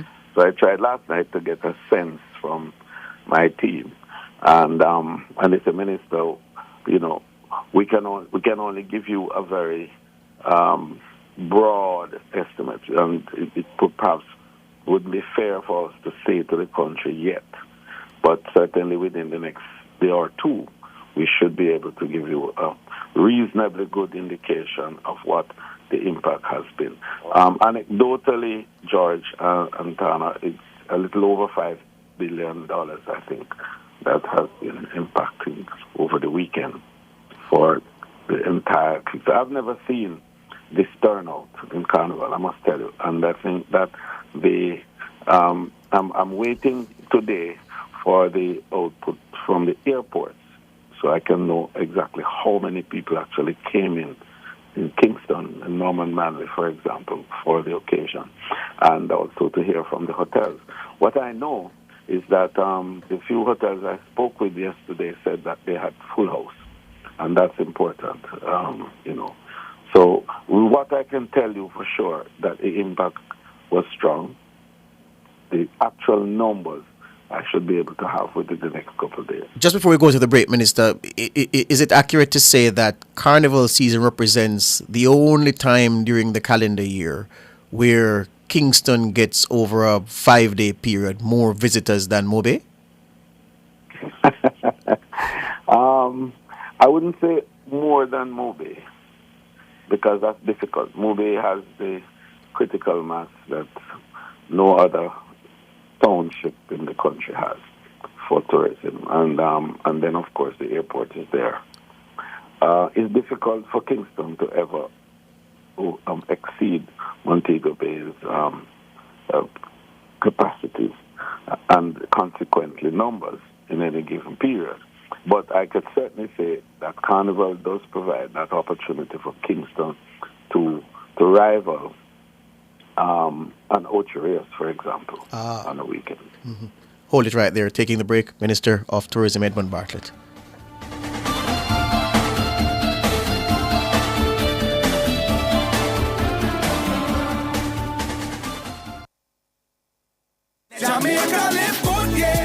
Give up every illegal gun. Call the police at 119 or Crime Stop at 311. The time by the Ministry of National Security is 7:31. There's a new gym on the block. Listen up, Portmore. Express Fitness is coming to the Big Buy Plaza. Get ready to sweat at our brand new location. And here's the best part. To celebrate, we're offering an unbeatable deal of only $1,000 for the first month. That's right. For only $1,000, you'll have access to state-of-the-art equipment and a community that's all about reaching your fitness goals. Don't miss out on this exclusive offer. Head down to Express Fitness at Big Buy Plaza in Portmore, where your journey to a better you begins. More savings, more choices. Get active live with Active Home Center. The one-stop shop for everything for your home. We have more savings, more choices, unbelievable prices. Wide selection with the latest style. The kitchen, bathroom, right down to the tile. Buy the hottest items on spot, don't miss out. Best options under one roof, no doubt. More savings, more choices. Visit us in store or online at www.activehomecenter.com. We have more savings, more choices.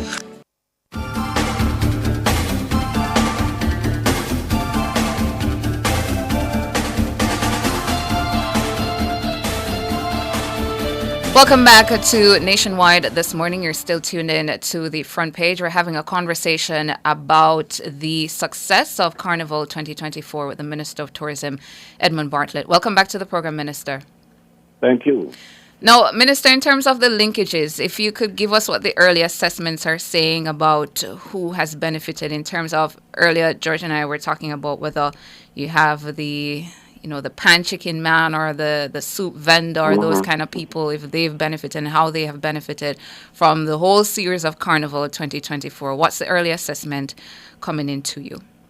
Well, this is what I was saying. I tried to get last night a dollar assessment. Was a little difficult. But certainly the assessment from the impact, the visual impact of what we saw. We saw all segments, literally, of the economic stream benefiting. We saw the small man with the pan chicken, as I said. We saw people selling their curios as well on the sidewalk. We saw people selling trinkets and all sorts of other little, cultural outputs. But we also had a huge impact from the transportation sector. Certainly, large haulage contractors had a field day. The big trucks and these trailers, carrying scores and scores of people. But I think the biggest impact was for the people who created the costumes, the designers, and the many people who were involved in sewing and preparing and generally arranging these costumes.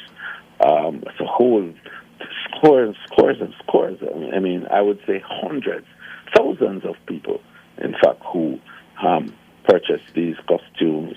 And then there was the financial institutions who benefited, I'm sure, from the level of investment that was put out, loans that people took in order to enable these outcomes, and of course the returns that they will get from it. Minister, one of the groups that people often look over during this time, makeup artists and hairdressers. Let me tell you, back in another job, my makeup artist would have been out on her feet on a Monday. So I said, what happened? She said, Carnival. And she would tell me that she was up on Sunday morning from 4 a.m.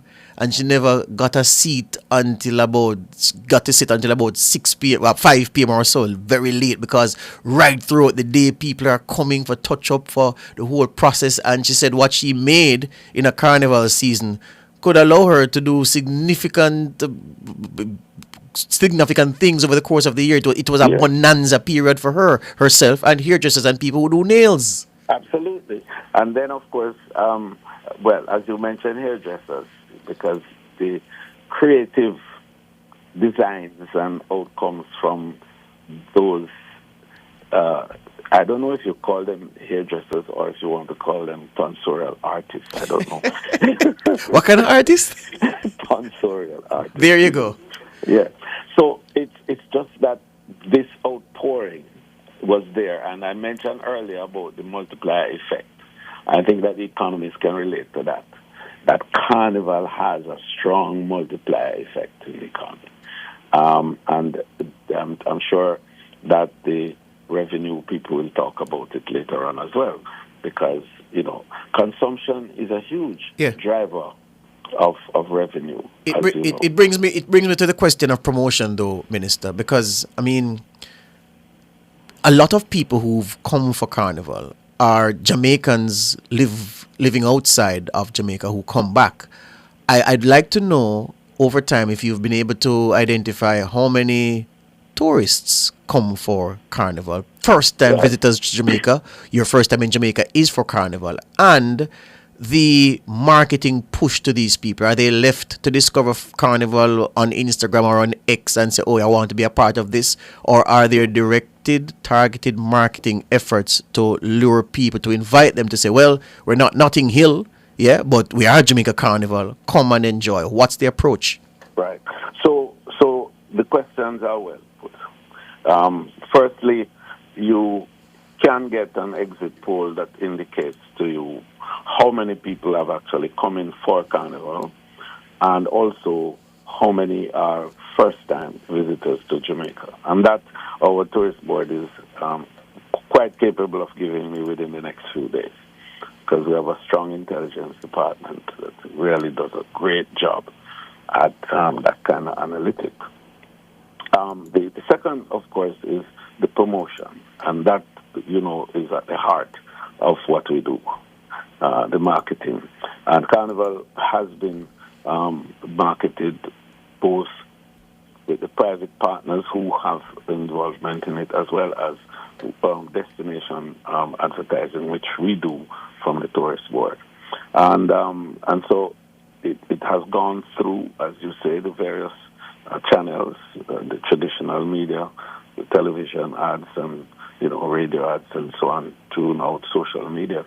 And social media is strong. It's perhaps now the preferred medium for much of the content that you have going out to the public.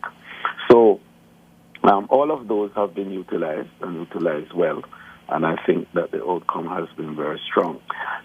Something that has happened is that the Jamaica Carnival, however, has evolved into being a very powerful and effective, attraction which has added so much to the destination. People, yesterday, for example, I heard one or two of the commentators who are from Trinidad and Barbados and so on, because there was a large number of Caribbean visitors here yesterday, and a number of carnival aficionados who go to crop over and to the different types of carnivals that they have in the region. And they shouted out on the platform and the loudspeakers saying, Jamaica Carnival is the best. Now, that was kind of a little shocking to me, but it was nice to hear when a Trinidadian said that Jamaica Carnival was better than theirs in Trinidad. It wasn't a paid plug. I was the paid plug. It wasn't a paid plug.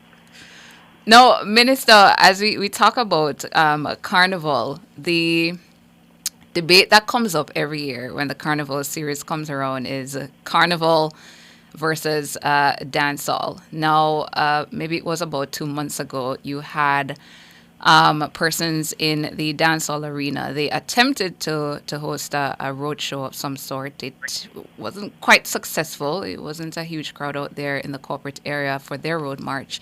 And people are asking now what can be done, or, to build out that road march space for dancehall in Jamaica. Okay, so that's a good question, because yesterday there was a fusion of dancehall and calypso and so on, so that the carnival now has become not the traditional soca party, but has become a sort of fusion of musical genre, including dancehall in a strong way. Reggae was a huge feature of it, and there was a literal alternation of reggae and soca on much of the trucks, as we call them, that were parading along the roadway. The JTB unit that I was on, for example, was a good indication of that. We were strong with reggae as they were with soca and other types of musical arrangement. But the dominant two genres were reggae and soca. But this event that happened is an original carnival. It's an original carnival event, right? That happens yearly, but there seems to be an attempt to build out the dancehall road march and the dancehall space in the corporate area in terms of that. But their first attempt at it wasn't really successful. You know, we saw the pictures of not a lot of people out. How to build out that space in Jamaica? No, I take that point, and I think that the Minister of Culture and Entertainment, who was with me yesterday, she and I, we're Siamese twins in that regard. She has a strong sense on that, and I think that there's some discussion that we can have further as to how to strengthen, that presentation. We see everything. The private sector drives these things, and the market is a huge determinant of what is acceptable and what is going to spin. And in the final analysis, as you say, it's a matter of ROI. And so as that particular product emerges and there's greater interest in it and greater investment in it, it's going to evolve, it's going to strengthen, and it's going to get better. So I think it's not so much all what we can do from government point of view, but it's also mostly what the private sector can do, because, as I say, these things are market-driven. Give me. I want to put a scenario to, and you tell me if this happens in a broad sense. So, tour visitors book a vacation to Jamaica. They're from North America. They're from Europe. They're Caucasian or Caucasian friends.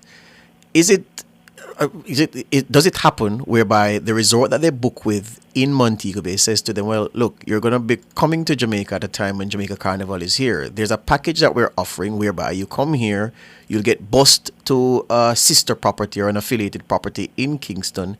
You can enjoy Carnival, and then you'll get transported back home to finish up your vacation up this side in Montego Bay. Does that happen in reality? Well, I think a little of that happens, but I'm not sure how much of that happens from the Montego Bay, Negril end, say, for example. But I believe that Kingston, for sure, I know that Kingston, the JCA chapter here, for example, in Kingston, the hoteliers in Kingston, are all driven by it. And they create these packages, very strong, but no question about it. And they have tour operators who sell these packages. A lot of the Diaspora tour operators in particular are very strong on it, far stronger than the other players within that supply side. So we think that George, that more of this will happen, and Montego Bay, for example, is now seeming at the butt for a carnival. I had discussions with one particular group. In fact, they had something Saturday night in Montego Bay, which is starting off an effort to get Carnival. They actually applied to us for support through the JTB, but their application came in too late for us to consider. But Montego Bay is considering it too. So to your point, it will then become a situation where you will have a package called the Carnival Package, which will be costed out in relation to hotel rooms, airfares, as well as entry to different types of activities that will be taking place all over. So I see Carnival growing, and in fact, Montego Bay definitely becoming part of it, Ocho Rios and even Negril. And, it could become a major, really major part of the tourism offering for Jamaica during a season like this. And just before we let you go, Minister Bartlett, when did you say again we could expect some final numbers, more definitive numbers? During this week, Connor, we should be able to get some numbers that we can really work on. And my budget presentation will be the 23rd, and I certainly will have a paragraph or two on the whole development of Kingston as the cultural tourism center for Jamaica, and Carnival definitely will feature in that discussion. Edmund Bartlett, Minister of Tourism, talking to us about Jamaica Carnival 2024. Thank you so much for your time. Thank you. Thank you. Thank you. Gonna take a break and come back with more.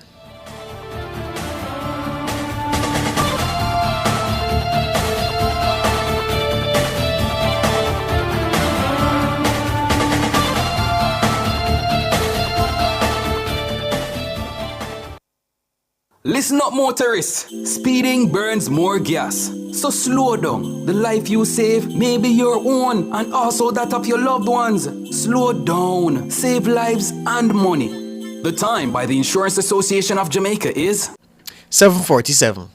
At Hawkeye, our mission is to deliver cutting-edge security solutions to help you keep track of the things you value most. The temperature by Hawkeye is 29 degrees Celsius in Kingston, 27 degrees Celsius in Montego Bay. Good health starts with proper hydration. Hydrate your body with Hydrate. Hydrate is purified natural water from rocks 110 feet below the ground. You have never tasted water so great, yet so affordable. Yes, taste and experience it for yourself. Water at its best. Hydrate. Available also as purified alkaline water and ultra-purified distilled water. Bottled by LLNSCS Limited, a subsidiary of Max Pharmaceuticals. Call 876-983-6466. For all your electrical needs, visit ABC Electrical Sales. They stock a wide variety of electrical supplies including plugs, switches, panel boards and conduits, plus energy-saving fixtures. ABC Electrical Sales stocks brands like GE, Siemens, Philips, Cutler Hammer and Allen Bradley. They also offer free island-wide delivery just to suit your needs. Visit them at Shop 8, Hagley Park Plaza, Kingston 10, or call 876-754-3714-5 or 876-754-3825-8. ABC Electrical Sales for a better choice in the electrical business.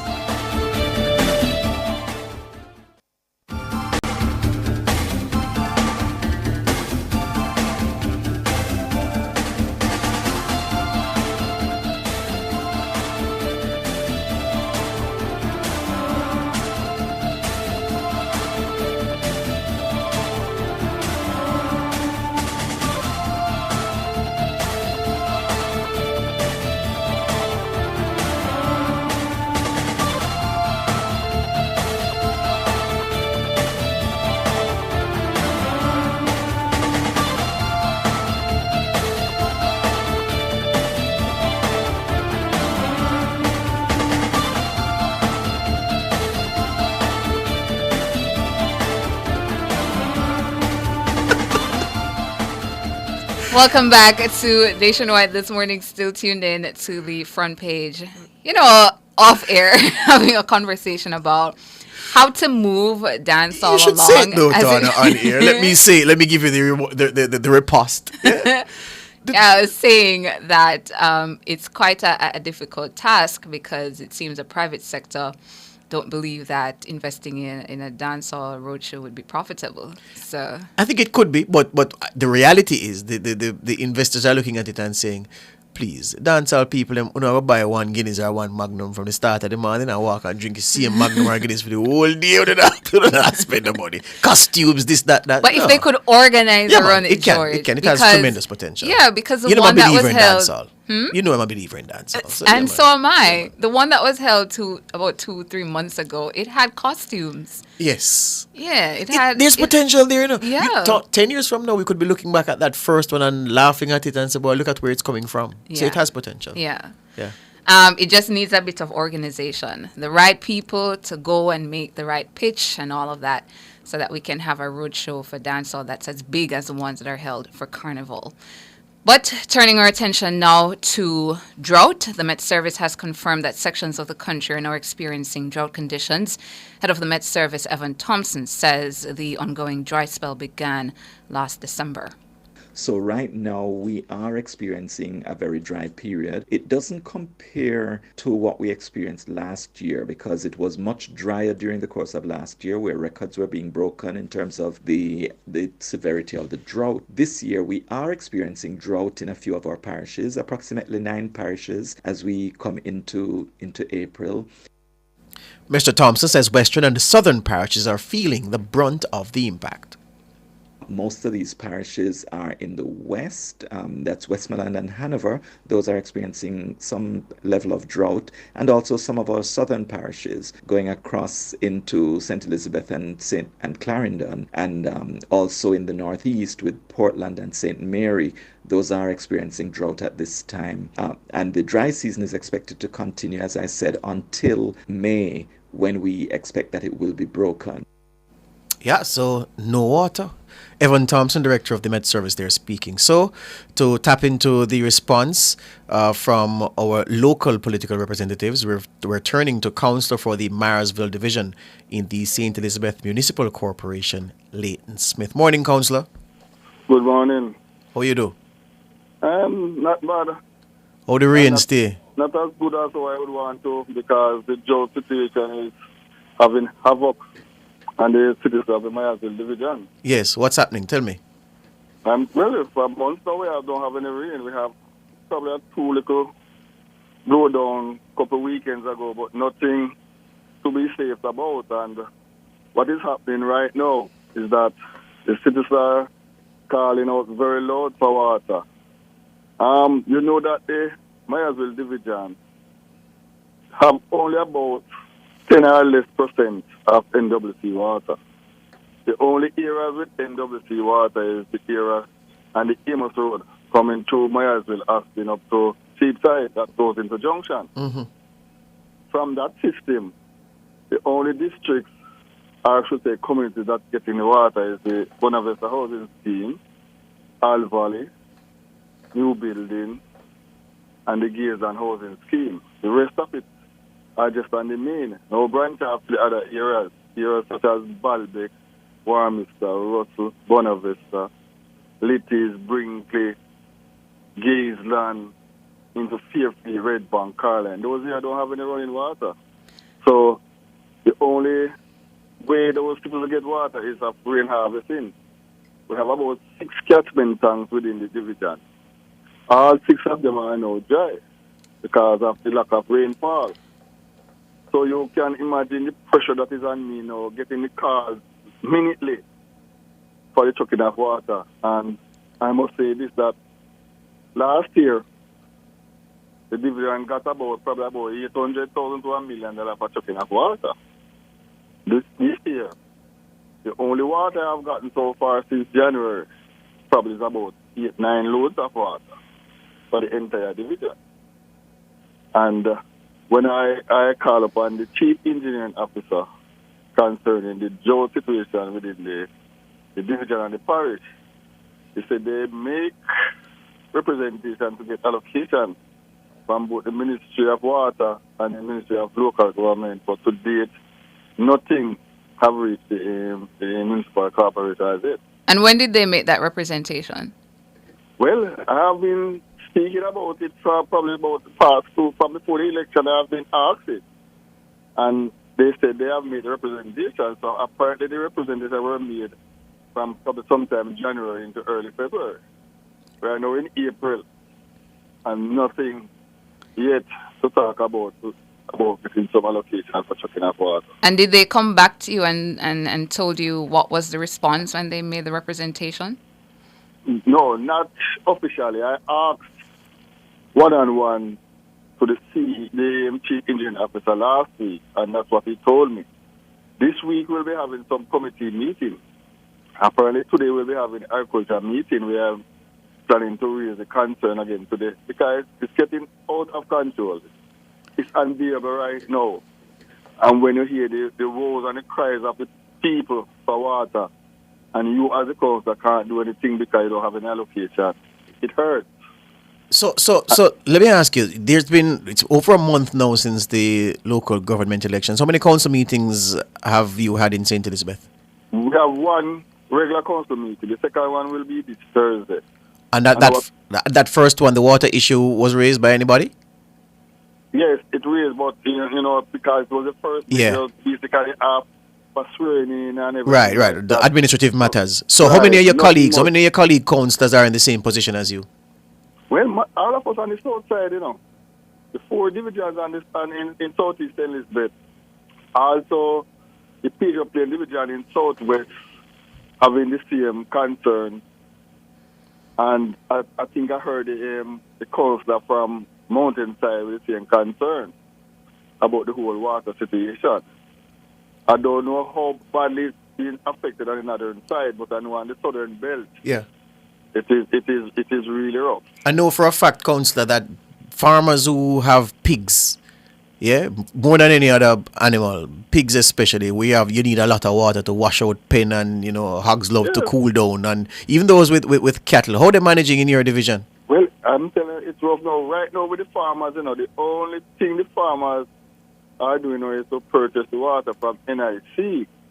NIC have a filling station in New Forest and one in Hanslow. But water is so expensive. The water from NIC is not that expensive, but the chucking itself is very expensive. Even if you look at chucking of the domestic water, and so on, I will tell you, if I am to carry a load of water from chucking station for NWC in Maine up into Rosal, the chuckers are asking $25,000 to $30,000 for a food. For one load? For 4,000 gallon load. So what's the difference in cost between trucking NIC water, which is National Irrigation Commission, and those Jamaicans who know canal water, we call it then, and the NWC? What's the difference in cost? The NWC cost is way, way higher than the NIC water. So give me some numbers example. Now. So using the same 2 points you used in the example a while ago. NIC versus NWC. I think a 4,000 gallon chuck of water from NWC, if I don't quote me wrongly, I think they say it costs about $9,000 for it. And if you buy that from NIC, it don't cost me more than about $2,000, $2,000 little dollars. Huge difference. So it's a way, way different. Yes. So you're saying that without rain, Councillor, things gonna get worse quickly? Very much, because, for example, I have been getting some call over the weekend that they start with signs of vomiting and diarrhea in some of the areas. You mean among children? Among children. Even last night, somebody called me from up in the Malvern division and telling me the same thing. And that's cause for concern. That's gastroenteritis? Right, that's cause for concern. And I don't see it getting any better until we start to get some funding to chuck some water. I have a very, very large division, My division has a population probably about 16,000, 17,000 people. That's how big my division is. As I said, it's less than 10% of NWC running water. All right, Councillor, you're on the radio live. Who do you want to appeal to now to move which pen on which paper to get the water to you and your colleagues? Talk to now. I'm calling upon my minister, the Minister of Local Government, Honorable Desmond Mackenzie. I'm calling upon the Minister of Water, which I think is Matthew Samuda. Yes. And I'm calling upon the Prime Minister, Honorable Andrew on it, to make haste and get allocation to the municipal corporation so we can start chucking up water within these divisions before it gets worse. It's a case of crisis right now. All right. Real crisis. Because when you look at areas way up in Genus, Carlisle, Redbank, Fairfield, Brinkley, into the Littis Belt, across the content, everybody's bawling out for water. As I said earlier, when I get the calls and I can do better, sometimes they think that we don't want to give them the water, but we just don't have it. Because you can't go there and get a truck man to carry water, and you can't pay him. Last thing before we finish, your budget, your personal budget in the division for water trucking, you've exhausted that or what? It's the only budget I get was from last year. Oh yes, of course, last year budget would have finished long time, yes. Before the election, I was given about 6 loads of water. And when I cried out last week, the mayor gave me about 3 loads, 4 loads more that will be chucked today. That's all the water I got for the start of the year. Yeah. We'll have to leave it there, Councillor. We're out of time. We hope that your appeals will be heard this morning and that you can begin to give some relief to your constituents who, you said they're calling you minutely, your phone under pressure. Under pressure for water. All right, Councillor. Thank you this morning. You're welcome. Councillor for the Marsville Division in the St. Elizabeth Municipal Corporation, Leighton Smith. The drought is biting in St. Elizabeth.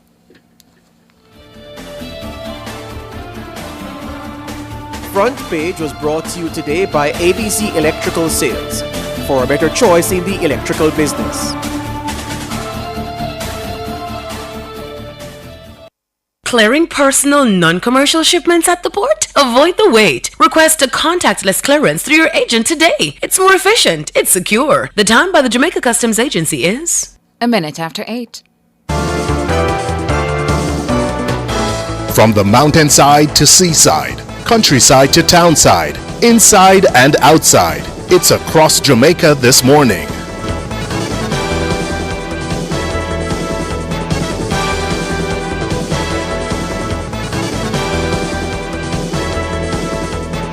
Taking you across Jamaica this Monday morning, I'm Tona Thomas.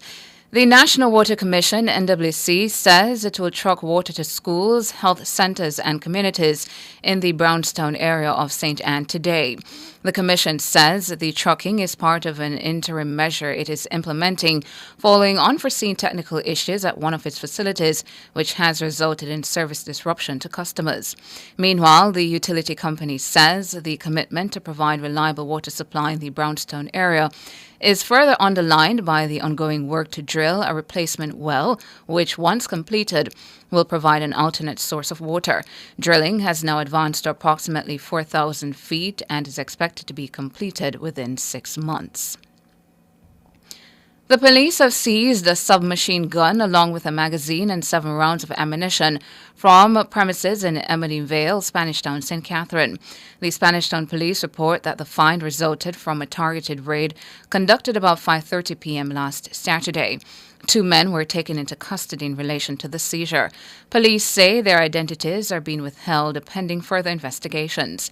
The Jamaica Constabulary Force, JCF, is appealing to residents who may have information that can assist in this or any other case to call Crime Stop at 311, the police emergency number 119, the NIB tip line at 811, or the nearest police station. An 18-year-old woman is among 2 people arrested and charged with or in relation to a firearm find in St. Ann. Charged are Trishana Grant of Lawrence Park and 32-year-old Jasper Clark, a fisherman of Corner Street, both in St. Ann. The St. Ann's Bay Police report that they conducted a raid at a house occupied by Grant and Clark at about 3:45 p.m. last Thursday, when they found a black and chrome Springfield magazine hidden under stone at the front of the house. They were subsequently arrested and charged. Another teenager has been arrested and charged with a gun-related crime. This time it's a 17-year-old boy. He has been slapped with several charges in relation to the shooting death of a 36-year-old man, Damien Palmer, on Chancery Lane, Kingston, on Tuesday, March 12. The teen has been charged with murder, possession of prohibited weapon, unauthorized possession of ammunition, and using a firearm to commit a felony.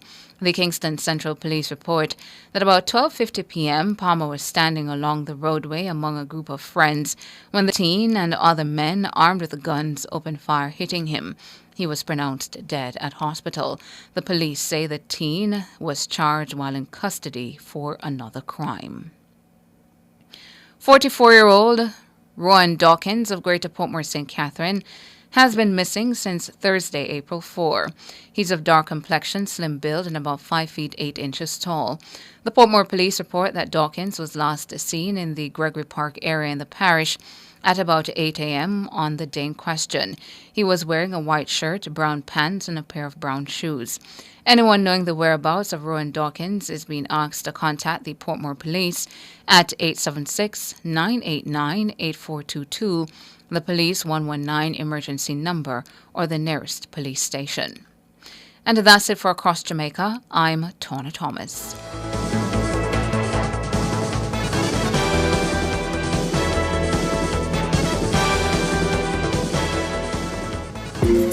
The National Solid Waste Management Authority's mobile application was launched on June 5, 2020 to facilitate digital reports of littering in public spaces and illegal dumping. Since then, there have been more than 2,000 app downloads and more than 1,500 reports. Mikhail Graham, a teacher by profession, shares his experience with the app. I believe that majority of individuals can use it regardless of age or limited knowledge of internet or technology. It was quite easy to navigate as you had the different options for you to fill in your name, email address, number, and a part for you to include what the status was like. And out of 10, generally, it would be like a 9 out of 10 in terms of user-friendly. You can download the NSWMA app by visiting the Google Play Store or the iOS Apple Store and typing in NSWMA. A message brought to you by the Ministry of Local Government and Community Development. Do you operate a business in the manufacturing or agro-processing industry? Sagicor Bank has a loan just for you. Sagicor Bank Manufacturing and Agro-Processing Loan. Borrow up to $50 million with up to 12 years to repay. Financing you can use to retool, expand, improve efficiencies, or gear up for export. Speak with a business banker today. Sagicor Bank Manufacturing and Agro-Processing Loan. Just another way Sagicor Bank is taking care of business. Conditions apply.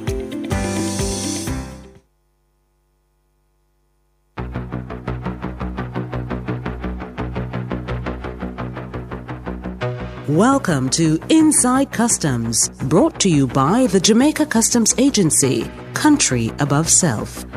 Welcome again to Inside Customs here on Nationwide 90 FM. My name is George Davis. Today we have a special guest to talk about matters concerning trade, and we have the Trade Administrator and the CEO of the Jamaica Trade Board, Dr. Hugh Blake, retired major in the Jamaica Defence Force. Dr. Blake, welcome to the program. Thank you. All right, good. So, Export Jamaica, we've been hearing about Export Jamaica and the rebranding of the Jamaica Trade Board. Of course, years ago, we just said the Trade Board, but Jamaica Trade Board is a more formalized name representing just a tiny part of that rebrand. But I want you to tell us about the new efforts, initiatives, if you may, of the Jamaica Trade Board that it has recently embarked on. Right, thank you. The Trade Board is trying to move away from that. We are seen primarily as a regulator, government regulator, a sort of big stick guy. Yes. Right, so we're trying to move away from that, and we're getting more into trade facilitation. One of the mandates of the Trade Board is to provide relevant trade-related types of information. And so what we have decided to do is use that mandate, under the umbrella of that mandate, and expand and deepen our role. Right? And so in terms of, you said initiatives. Yes. So you're not just speaking about Export Jamaica. No. So just let me give you a quick overview. Yes. So under that mandate, one of the things that has been happening is that we have a number of trade agreements that we are custodians of. We manage those. And what we realize is that our business community, they are not utilizing these agreements in the way that we feel they should, because there are tremendous benefits to be had from using these trade agreements. And a lot of time and effort was put into negotiating these agreements, but they're not being used. So one of the things that we are doing is getting out there in the fields, actually going and knocking on the doors of potential exporters and existing exporters and saying to them, why aren't you using the trade agreements, explaining the benefits to be had, and literally providing a sort of hand-holding service that will take them through the process so that they are utilizing these agreements. The idea behind all of this is that we want to accelerate exports, right? And so that's one of the initiatives that we're embarking on. It's called Step Up Exports with Trade Agreements. So we're out there in the field. That is one. The other thing is that because we have been interacting a lot with the business community, particularly manufacturers and so on. And every manufacturer, by the way, is a potential exporter, in my view. Right. So we have been interacting a lot with them, and we have been saying to them, have you explored the export potential of your product or service?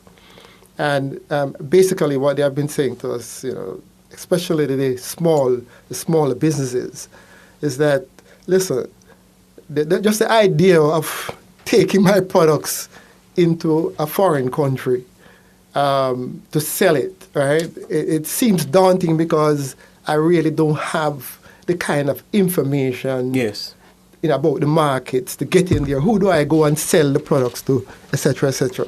And so, for them, that aspect of it is so daunting that they don't even want to try, right? The other thing, too, is that we picked up from in discussions with them is that they see the whole export process as something that is very complicated and probably, can only be managed by the larger companies who can employ experts to do this kind of thing. Big legal teams and departments for them to navigate the obstacles, yes. Absolutely. So they are reluctant to engage in the process.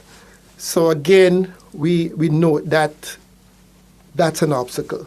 So what we sat down and said to ourselves is that, well, we have a responsibility to provide information and to some extent training. And so how can we assist the export community in overcoming these challenges or this perceived challenge? Yes. Right. So one of the things that came to mind is that, they need information to penetrate and take their goods and sell it into overseas markets. How can the Trade Board assist in that regard? We know that the World Trade Organization provides a tremendous amount of information, right? Data. But, and the ITA, it's in raw form. So you'd have to go mine that data to make sense of it. And that really a complicated process. It at any stage. And very daunting. To use data to make information is not a simple task. Precisely. So what if we could find a way of accessing all of this data on a global scale, breaking it down so that the average man or woman can understand it and utilize it to their benefit.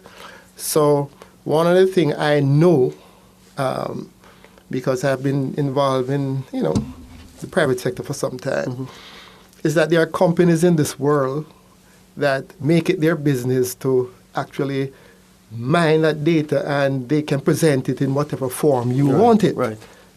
So the challenge really would be to identify such a company and to get them to provide the information so that our business people or manufacturers, and potential exporters and existing exporters could make easy sense of it and utilize it to their benefit. To make the best decisions. So with what you've just explained, how different or similar is all you've just explained from the Export Jamaica push? All right. So I'm coming to that. I'm just kind of giving you the background to it. Right. So we said, all right, fine. And we got in touch. We did an international bidding process, right, to identify a suitable supplier. And a tremendous amount of due diligence was done to ensure that whoever we identify could provide exactly what we wanted. We found a company in France, Export Enterprise, that's where they are domiciled, that could satisfy our needs. And we engage their services. A tremendous amount of work had to be done on our side from a technical aspect to accommodate the access to these databases and so on. And through a lot of work, we're able to finally come up with a product which we call Export Jamaica, where, let me put it in the simplest way, we're a little farmer, maybe a ginger farmer in St. Elizabeth. Family leaves some land for him, et cetera, et cetera. And he hears that, overseas markets want ginger and they're paying premium price for the Jamaican ginger. Premium price for Jamaican ginger. The flavor strong. Yeah, man, the potency of Jamaican ginger is strong. But how do I even go about this, How do I find a market? Who do I talk to and so on? So if that farmer is not really computer literate, probably have a grandson or anybody else who can assist, or call the Trade Board, we'll assist. And we will register that farmer on our system. Now, once that farmer is registered, he has to be a domiciled Jamaican business entity. Yes. Right? Because we're not providing this to the entire world. No. So once we're satisfied about that, that farmer will now have access to all that we have on the platform. They will have information of where in the world they are buying ginger, right? How much ginger Jamaica sent to wherever, right? And in addition to that, who is buying the ginger? Yes. Which companies? Yes. For what purpose they're using it? Detailed information about the companies and the contact persons within those companies to talk to. So right away, there's that possibility of finding a counterpart. As Dr. Blake has said, if you manufacture something, you're a potential exporter. You've imagined all sorts of problems that will prevent you from selling your product overseas. He's saying that there's a facility at the Jamaica Trade Board that exists to help you export Jamaica. And if you are in doubt, if you don't know the details, give the Jamaica Trade Board a call at 876-967-0507, 876-967-0507, and they'll be willing to walk you through the process and to tell you about the facilitation that exists to help you. This has been Inside Customs. Dr. Blake, it's been my pleasure. Thank you for joining me. Yes, it has been a pleasure. Thank you. We'll be back next week. That was Inside Customs, brought to you by the Jamaica Customs Agency, country above self.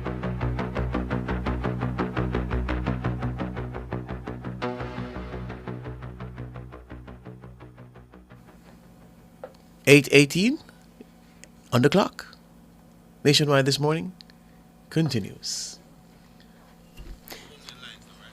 Yes. Turning our attention. No. Well, We're due to talk to Audley Gordon, aren't we? just before opening the lines to our Yes. callers, turning our attention to the matter of cleanup after Carnival. Who is really responsible? Is it the NSWMA or is it that the organizers have to find their own cleanup crew to get the job done? I'm not sure if when you were coming in this morning, George, if you had any reason to travel into New Kingston or the avenues on which the trucks and the revelers were. No, I came from Constant Springside. Constant Springside. So one straight road down, so many of us in the garbage. Yeah, well, some of the and streets. it did dark, so. Oh, yeah. Some of the streets still had garbage. A bit of a cleanup took place, but there was still garbage on some of the streets. So we'll be having on now the Executive Director of the National Solid Waste Management Authority, the NSWMA, Audley Gordon, to talk to us about who is really responsible for the cleanup after major events like Carnival. Good morning to you. Morning to you and morning to your listeners. Thank you so much for joining us here on Nationwide this morning. Is it your responsibility, the responsibility of the NSWMA, or the responsibility of the organizers to get their own cleanup crew? I love the question. I really do. It is the responsibility of the organizers. But why I say I love the question is that if it was a church group that did an event, or if it was a regular member society, some civic association or so, it would be easy to identify who is responsible, but it just seems like there is, because, let me not go there. No, go there. Go, because I'm interested in where you're going. Go, continue, our Executive Director. Yeah, quite frankly, I just think that the people who support Carnival, they usually have get a more a pass. It's not the first year it has happened. It's happened all the time. All the time. The Carnival happened, people enjoy themselves, no problem with that. But then the clean-up exercise is at best inadequate, because I know they commit to clean up after the event. I know they do that. And I also know that they would have contracted people. At least in past years, I know, I don't want to call names of firms that were contracted, garbage collection outfits that were contracted. But it's always inadequate. And guess what? It always comes down to the taxpayers have to find resources to put sweepers and cleaners out there to clean up after a commercial event. Am I hearing you say that the organizers of Carnival, year over year, year after year, they do their business, leave the place in a deplorable state, and they get a pass because it's Carnival? Did you say that? What I am saying is that any other group went out and did an event that create the mess around the capital city that has been created, there would be a big outrage at it, and people would be calling them out for what has happened. So exactly, you're saying Carnival people get a pass, but anybody else do it would have come down on them, would condemn them, but for some reason Carnival organizers get a pass each year. That's what you're saying. Because if you look at the demographic at Carnival, you understand why. Yeah. So I'm thinking, but the bigger point is. But the bigger point, I'm getting to the bigger point because I want to ask you, in the arrangements that they make for the event on the route, along the route, is there a permit that they sign, that they get, and the conditions of the permit dictate that post cleanup activities should begin at a certain time, like not longer than an hour after the final activities have completed, and that there is by say 8 o'clock, 9 o'clock the morning after that the place should be in the condition it was before the revelers hit the streets? Aren't those conditions written into their permits? Right. So I don't have any permit before me to speak to the police. Everybody is around the table whenever they're planning the Carnival committee thing leading up to Carnival. Nobody's against the function. Nobody's against people going out and enjoying themselves. But the general understanding, and it has been so for years, is that arrangements must be put in place to clear the garbage. It relates to time frame and a deadline here and a deadline there. I can't really speak to that off the cuff like that, but I know that the general arrangement, and it has been always accepted and understood. And I also said earlier, George, that they put in place measures. I've seen them. I've seen companies that were contracted and audio clean, but it's always inadequate. I don't know if this year it exceeds the expectation of the organizers. I don't know. Does it normally fall back in your lap to do the cleanup? It always fall back at the NSWMA. So right now, since been getting calls from early morning, like deep into the morning. I think the first call I got was minutes to 5. And we have put out teams to clean up the city, because we can't have the city like that. The difficulty we'll have to is because the traffic is heavy now, so we can do the sidewalk, but to go in the road is very difficult. The funny thing is, the roads can be blocked for Carnival, but to ask them to block it now when they're going to hold up production or to close it, sorry, not block, it's going to be a little difficult. So it will take us some time to get all the garbage out, but we're trying to move all the heavy ones off the sidewalk. So the same cleaning crew that you would be dispatching to communities, those crews and trucks are now cleaning up Carnival garbage? No, not like that. We don't use what we do. We clean and bag. So it's basically sweepers that we are using now. So it won't disturb our regular community intervention. Okay. So it is then that your street sweepers will be out for additional hours today? Well, that definitely, and we have to get additional sweepers also. We have to recruit, but it's not so difficult because people who have work for us seasonally, so we can always draw on them and so on. So we have done that, and this is an every year thing. We have to go behind Carnival almost every year. Which is why I asked the question about the permits, because if this thing is a thorn in your flesh every year, I would demand, oddly, that look, let me see what it is that these people signed to, what are their responsibilities, what state they must leave the place in, and when the time, because the timeline is very important, Very, no problem there, George. And I will tell you something. It's unfortunate that the conversation reached this level of policing kind of. Because, you see, I have always been pushing for personal responsibility, and I've been that ad nauseum. Some things are just not right, and we have to get our people to wake up each morning and know that this is not right. I'm not going to do it. If we're running now like we have to have a gun at people's head for them to do the basic things. You know what? I just had a little chuckle oddly, Gordon. You know why? Because there are friends of mine who were out on the streets yesterday reveling, who go home, sleep, wake up, put on them business suit, jump in them vehicle to go work this morning, cussing your people for being on the road, cleaning up garbage, and also wondering, why the place looks so. When you see the irony of it. Yeah, they were out yesterday contributing to the mess, Yeah? Lord George, I said earlier that I didn't want to go into this country. No, but I can say it, I know a few people who yeah? It would be a joke if it wasn't so serious. Yes. The same people who create the liquor find it offensive this morning and will even take to task and lambast the agency which is trying to... Yes. When it is private contractors that the carnival organizers contracted to get the job done. So by tomorrow morning at this time, by tomorrow morning at this time we should be fine? No, man, long before. As soon as the traffic, we get a little break, you have different periods of the day when you can. So we're going to be trying to get the place back in order before nightfall. We will. It just take a longer time because of the traffic impediment. But I'll make a point, George. This is no different from what happened in our town centers, where a lot of business people refuse to sign up for proper garbage collection and transportation arrangement, and they will give their garbage to a little, demented man with a cart, and they just dump it anywhere.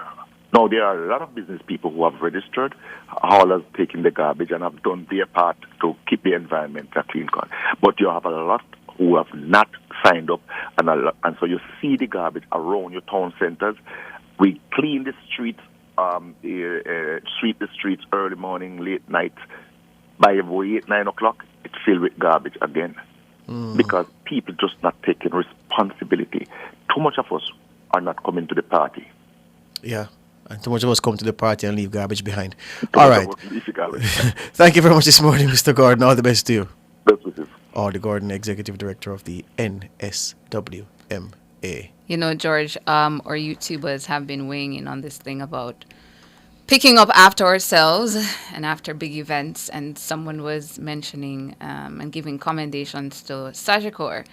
Nevrag says, immediately after Sagicor's 5K run, cleanup crew is right there. No joke. Done. Yeah, man, I see it every year. You drive.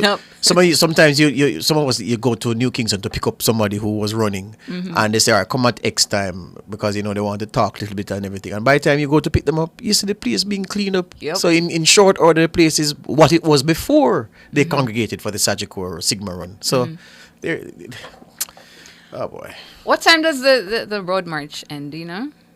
Mr. King, what time does the road march end? You would know. Like 6 o'clock? 6 p.m.? Okay.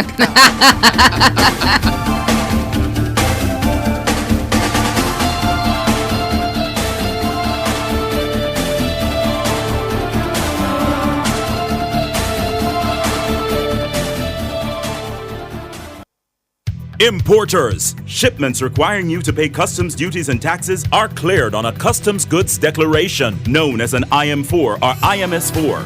Ask your clearing agent to provide your customs declaration, customs assessment notice, and customs receipt once duties and taxes are paid. Where your clearing agent may not be able to provide the IM4 or IMS4, request your customs goods declaration registration number or C number, which can be used to verify your payments. Importers, request your IM4, IMS4, or C number. It is your right. For details, email the Jamaica Customs Agency at public.relations@jca.gov.jm. Jamaica Customs, keeping our customers in focus.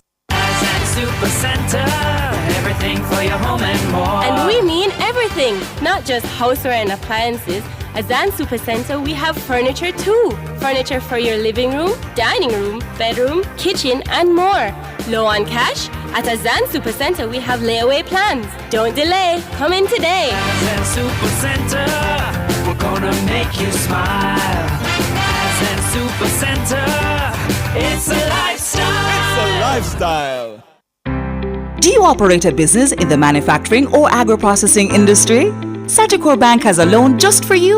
Sagicor Bank Manufacturing and Agro-Processing Loan. Borrow up to $50 million with up to 12 years to repay. Financing you can use to retool, expand, improve efficiencies, or gear up for export. Speak with a business banker today. Sagicor Bank, manufacturing and agro-processing loan. Just another way Sagicor Bank is taking care of business. Conditions apply. The Olympic Games 2024 live from Paris in France, exclusively on Nationwide 90 FM. The Jamaican star shines bright once again. Live here halfway through the Olympic finals. This summer, Nationwide 90 FM is coming in hot. Jamaica to the Blacks! Nationwide 90 FM will be blazing as we bring you the games of the 33rd Olympiad live from the French capital, Paris. 16 fantastic days of competition in 41 sports. Nobly Williams-Mills coming, the glory flapping, her arms are waving, and Nobly Williams-Mills coming through for Jamaica's goal. The station will bring you analysis and live coverage from the opening day of competition, Friday, July 26th to the very last day of action on Sunday, August 11th. And Parchment, let's go! Oh, what a run! Everything and anything Paris Olympic Games 2024 can be heard right here on Nationwide 90 FM. It is a glittering goal for Sharika Jackson, and how they will celebrate that back in Jamaica. We'll capture the spirit of athleticism. We'll narrate the Olympic fever, define thrilling moments, and report on the blood, sweat, and tears of the world's greatest athletes. Nationwide 90 FM is going to the Paris Olympic Games, and we're taking you with us. Tune into Nationwide 90.3, 90.5, 90.7, and 90.9 for live updates and commentary. We'll be giving the listeners a front row seat to witness excitement, triumph, and memories. And I think it was a clean sweep for the Jamaicans. Stay tuned to Nationwide 90 FM 24/7. Experience the Paris Olympic Games 2024 right here on the Revolution in Media Nationwide 90 FM, your Olympic Center. Exclusively on Nationwide 90 FM.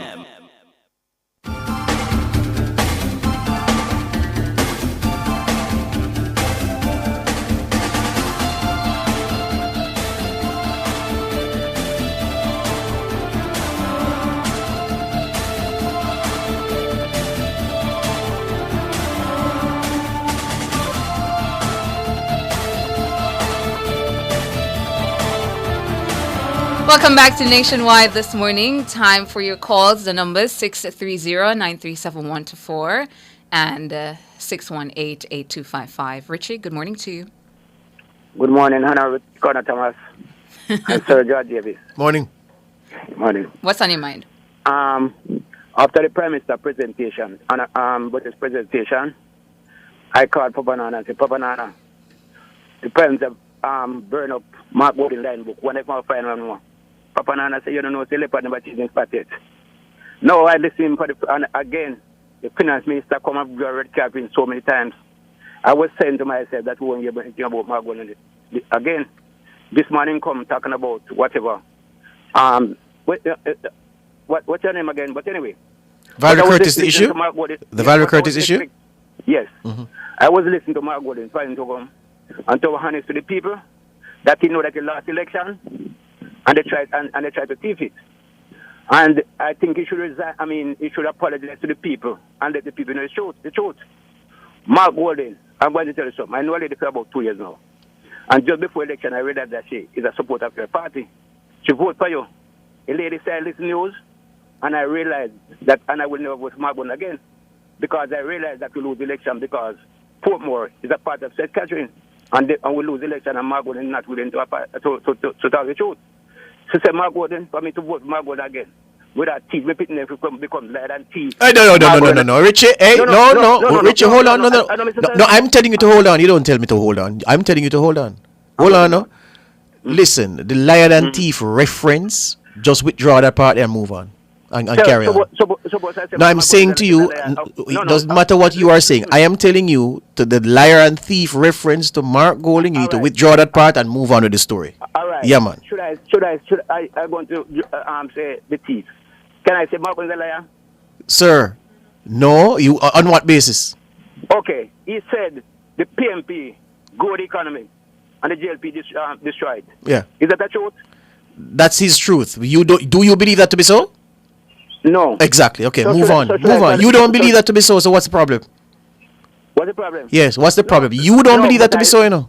And there are many people who don't believe that to be so. I know it is not so. Yes. So I sent you because I know it's not so. That like, can I call him lie for it? I'm saying you can say that was a lie. That's not a problem. But to say the man is a liar is a different thing from saying that the man told a lie. If in your estimation. I don't know the part. So explain it to me different. I'm saying to you, all right, let me explain it to you. If I say Richie's a liar, it suggests that Richie habitually or over a period of time tells lies to qualify as a liar. So you are prone to telling lies. If I say that in one instance you told a lie, that's fine. So if I say you told a lie, that's fine, nothing wrong with that. But if I say you're a liar, no, man, you can't do that. But if I go into this budget speech, I'm not going to go in there. It's budget speech. Richie, I'm extending a courtesy here by taking your call and hearing you and taking your story. And I'm saying to you, you cannot call anybody a liar here. Simple as that. Anyway, okay. I move on, but that's still in my mind here. Yeah, man. I move on, but I'm still saying it that way. It's all right. Let's go. Come in and understand Richie Gordon Crumble. If you don't know the difference between calling somebody a liar and saying that someone lied, something wrong, man. Come on. Anyway, the point, Tona, about the garbage collection. If the NSWA is fed up, and Artie Gordon sounds like he's fed up, then you need to then get to the authorities, and you are one of the authorities, NSWMA is, to say, listen, this arrangement we have is not working, because you will leave the NSWMA using taxpayers' funds every year. We're holding the bag, literally, because we're holding the bag to pick up the garbage. It cannot continue. What are the conditions attendant to any permit that you get to host these activities? Yes, that permit needs to speak clearly to a schedule for garbage collection and the extent, because he says even when the private contractors collect, they don't do a thorough job. Fine. So that now needs to be amended to set certain standards for collection, all along with a schedule for completion. I saw somebody in one of the comments here, and one of our YouTube friends, saying that when Byron Lee was here and running Carnival, cleaners were literally walking behind the last truck picking up, so there was nothing for the state to have to pick up later on. So I'm saying these conditions are easy to build into the permits, so that we're not here, because everybody loves Carnival. I certainly love it and I have no problem with it, but I do not believe that taxpayers' money should be used to pay people to sweep up Carnival refuse. I'm sorry, it shouldn't happen. I agree. So as you were saying, there seems to be some uncertainty about whether there are those kind of conditions and timelines for when garbage is supposed to be picked up after Carnival in the contracts with these organizers. And if it is when you place those conditions into the contracts, when it doesn't happen in the timeline that has been set out, and there's a breach now, put some fine there. Yes, ma'am. Yeah, some strong fines, and who wants to pay fines, so they'll ensure that it's done in the time that it's supposed to be done. Yeah. Sure. The numbers again, 630-9371-4, 630-9371-4, and 618-8255. Those are the numbers. We're taking your calls right up to 8:45. I see Mildred Hamilton here saying, quite so, George. I'm not sure if this is in relation to Richie. The conditions or Richie. Yeah, Michael McKnight says, Richie, give the radio a break, no man. But then again, probably... Oh, Michael, you. Boy. I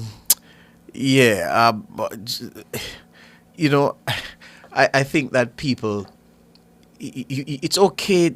We don't respect or understand the art of criticism and critique just yet. And we should by now, because we listen to radio for a long time. We've been calling to programs for a long time. We know the things that get radio stations into trouble regardless of how you see things. Yes. You have to be responsible. We have to be responsible. And we have to protect ourselves against anything you say that can cause us to get into conflict with people. If somebody says something that you don't believe in, then fine. Yeah, that's fine. So what's the issue? Brand and label people here. Sure. We have another call. Good morning. Dwayne, good morning. Good morning. George, good morning. Morning. Sana, good morning. Morning to you. All right. George, you say you don't have a problem with Carnival. No, sir. All right. We have a problem with it. Yeah, man. Go tell me why. Two problems I have with it. More than, maybe a million. But one I will highlight, you see? Yes. Is that we are calling upon our ladies and the society to be morally.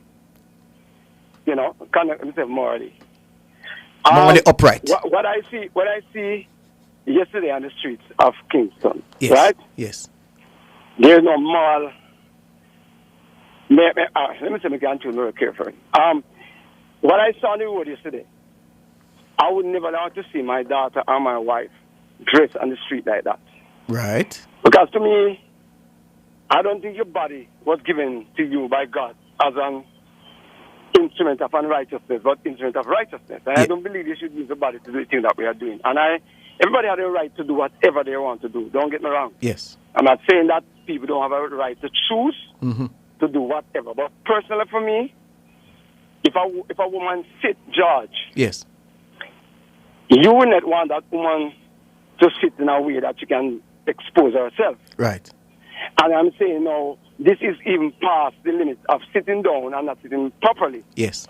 and walking in the street naked. And that's the problem I have with it. Because when we say that, what do we teach our little girls? Yes. When we have people winding up and behaving like that in the streets. I'm saying if you're in a private, public place, let's say you have a hotel, scream off on people that are doing private thing, I could understand that. Yes. Even though that still bothers me somewhat, but I could understand that. Yes. Private. But when it's open in the public where you are asking me one side of my mouth to do wrong, to do good, right?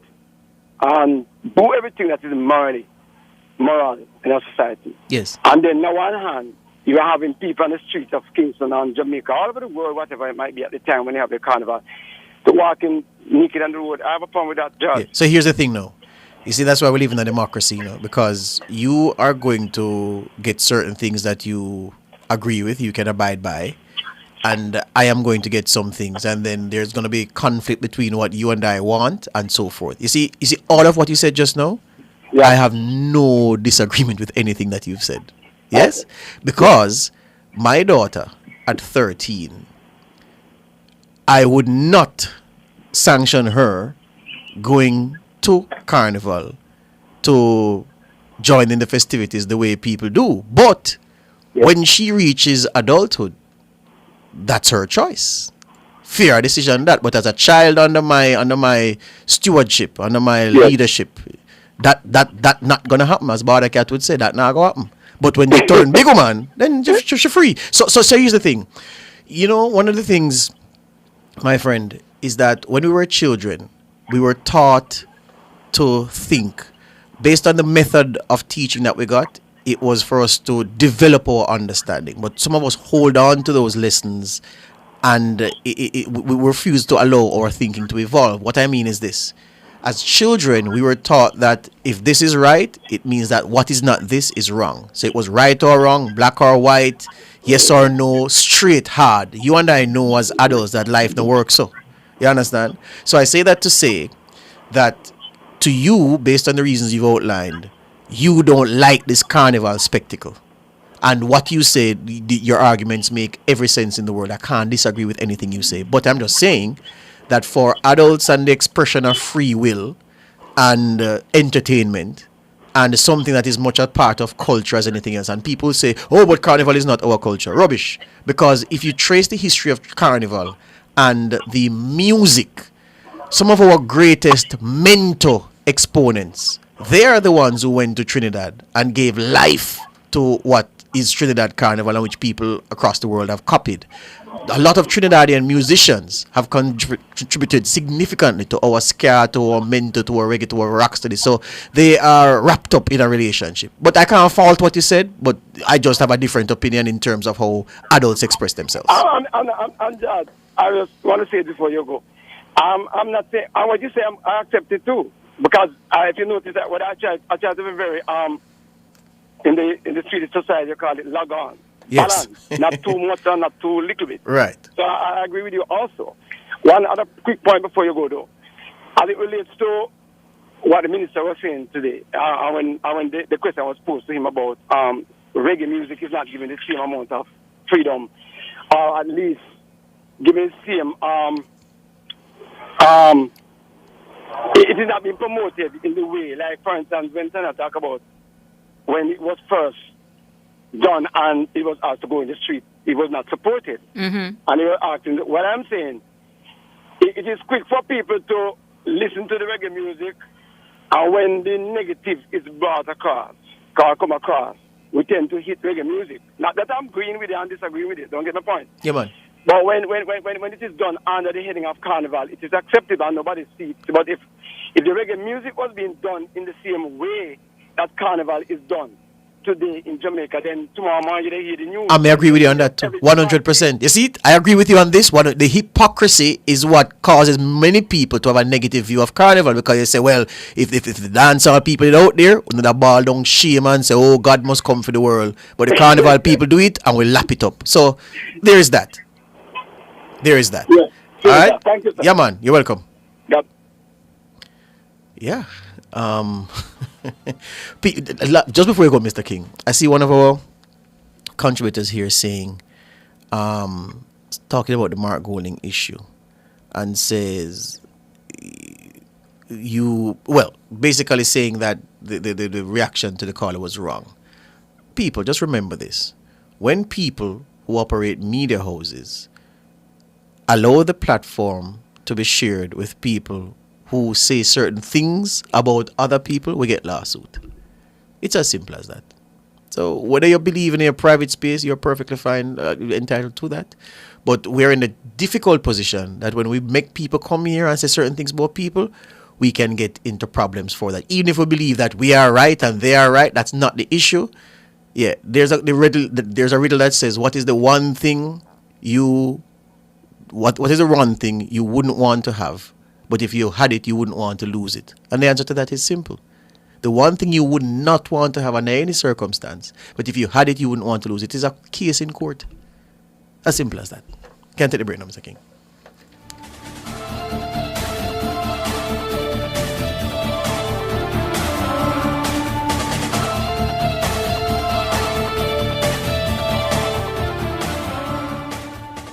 The Olympic Games 2024 live from Paris in France, exclusively on Nationwide 90 FM. The Jamaican star shines bright once again. Live here halfway through an Olympic final. This summer, Nationwide 90 FM is coming in hot. Jamaica to the blacks! Nationwide 90 FM will be blazing as we bring you the games of the 33rd Olympiad live from the French capital, Paris. 16 fantastic days of competition in 41 sports. Nobly Williams-Mills coming, but Rory flapping, her arms are waving, and Nobly Williams-Mills coming through for Jamaica's goal. The station will bring you analysis and live coverage from the opening day of competition, Friday, July 26th to the very last day of action on Sunday, August 11th. And some parchment, let's go! Oh, what a run! Everything and anything Paris Olympic Games 2024 can be heard right here on Nationwide 90 FM. It is a glittering goal for Sharika Jackson, and how they will celebrate that back in Jamaica. We'll capture the spirit of athleticism. We'll narrate the Olympic fever, define thrilling moments, and report on the blood, sweat, and tears of the world's greatest athletes. Nationwide 90 FM is going to the Paris Olympic Games, and we're taking you with us. Tune into Nationwide 90.3, 90.5, 90.7, and 90.9 for live updates and commentary. We'll be giving the listeners a front row seat to witness excitement, triumph, and memories. And I think it was a clean sweep for the Jamaicans. Stay tuned to Nationwide 90 FM 24/7. Experience the Paris Olympic Games 2024 right here on the Revolution in Media Nationwide 90 FM, your Olympic Center. Exclusively on Nationwide 90 FM.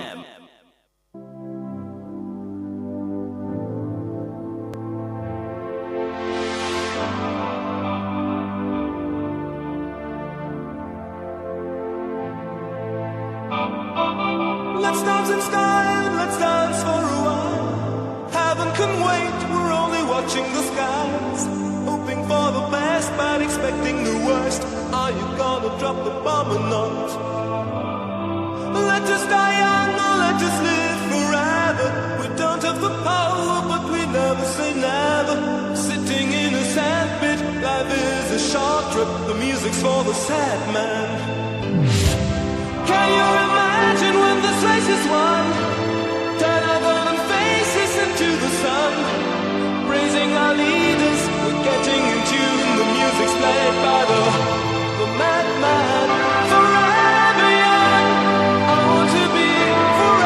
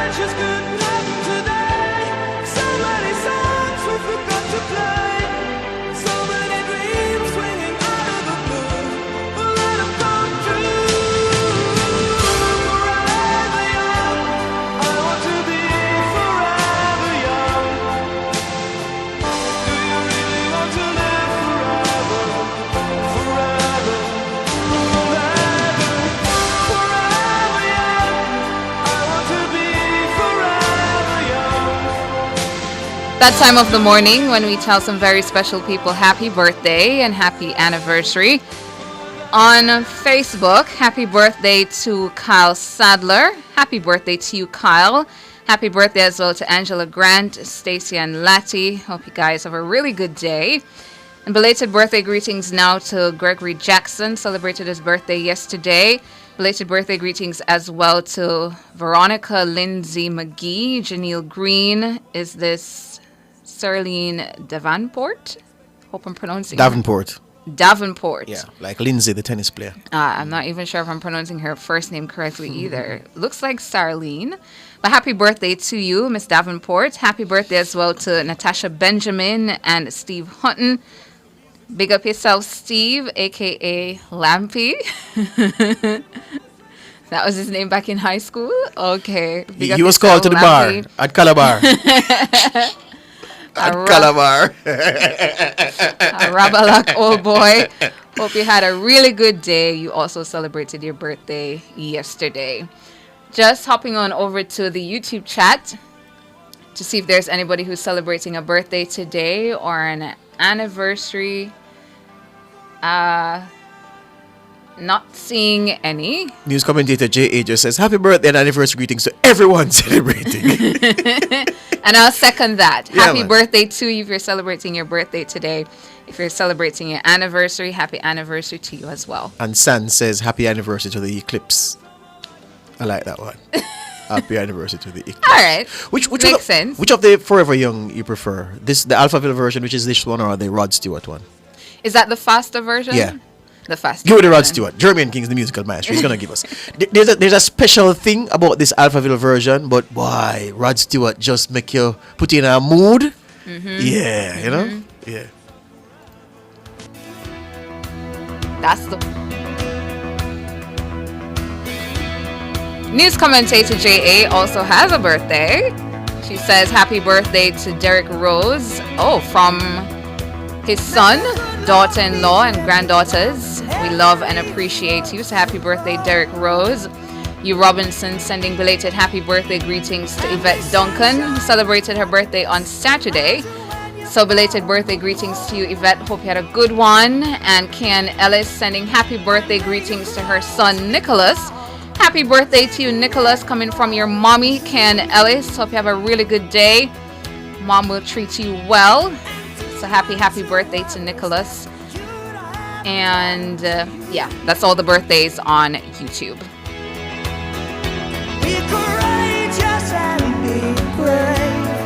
Tana, we need to find a new duet, you know, because I know. You kind of leave me stranded with the Aaron Linda Radstadt last week.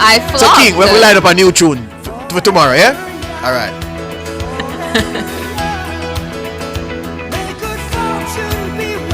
This is a hell of a song, you know. Jeez, it's beautiful. Yeah, man. And the video, remember the video? And the video is, why I tell you, Vagabond.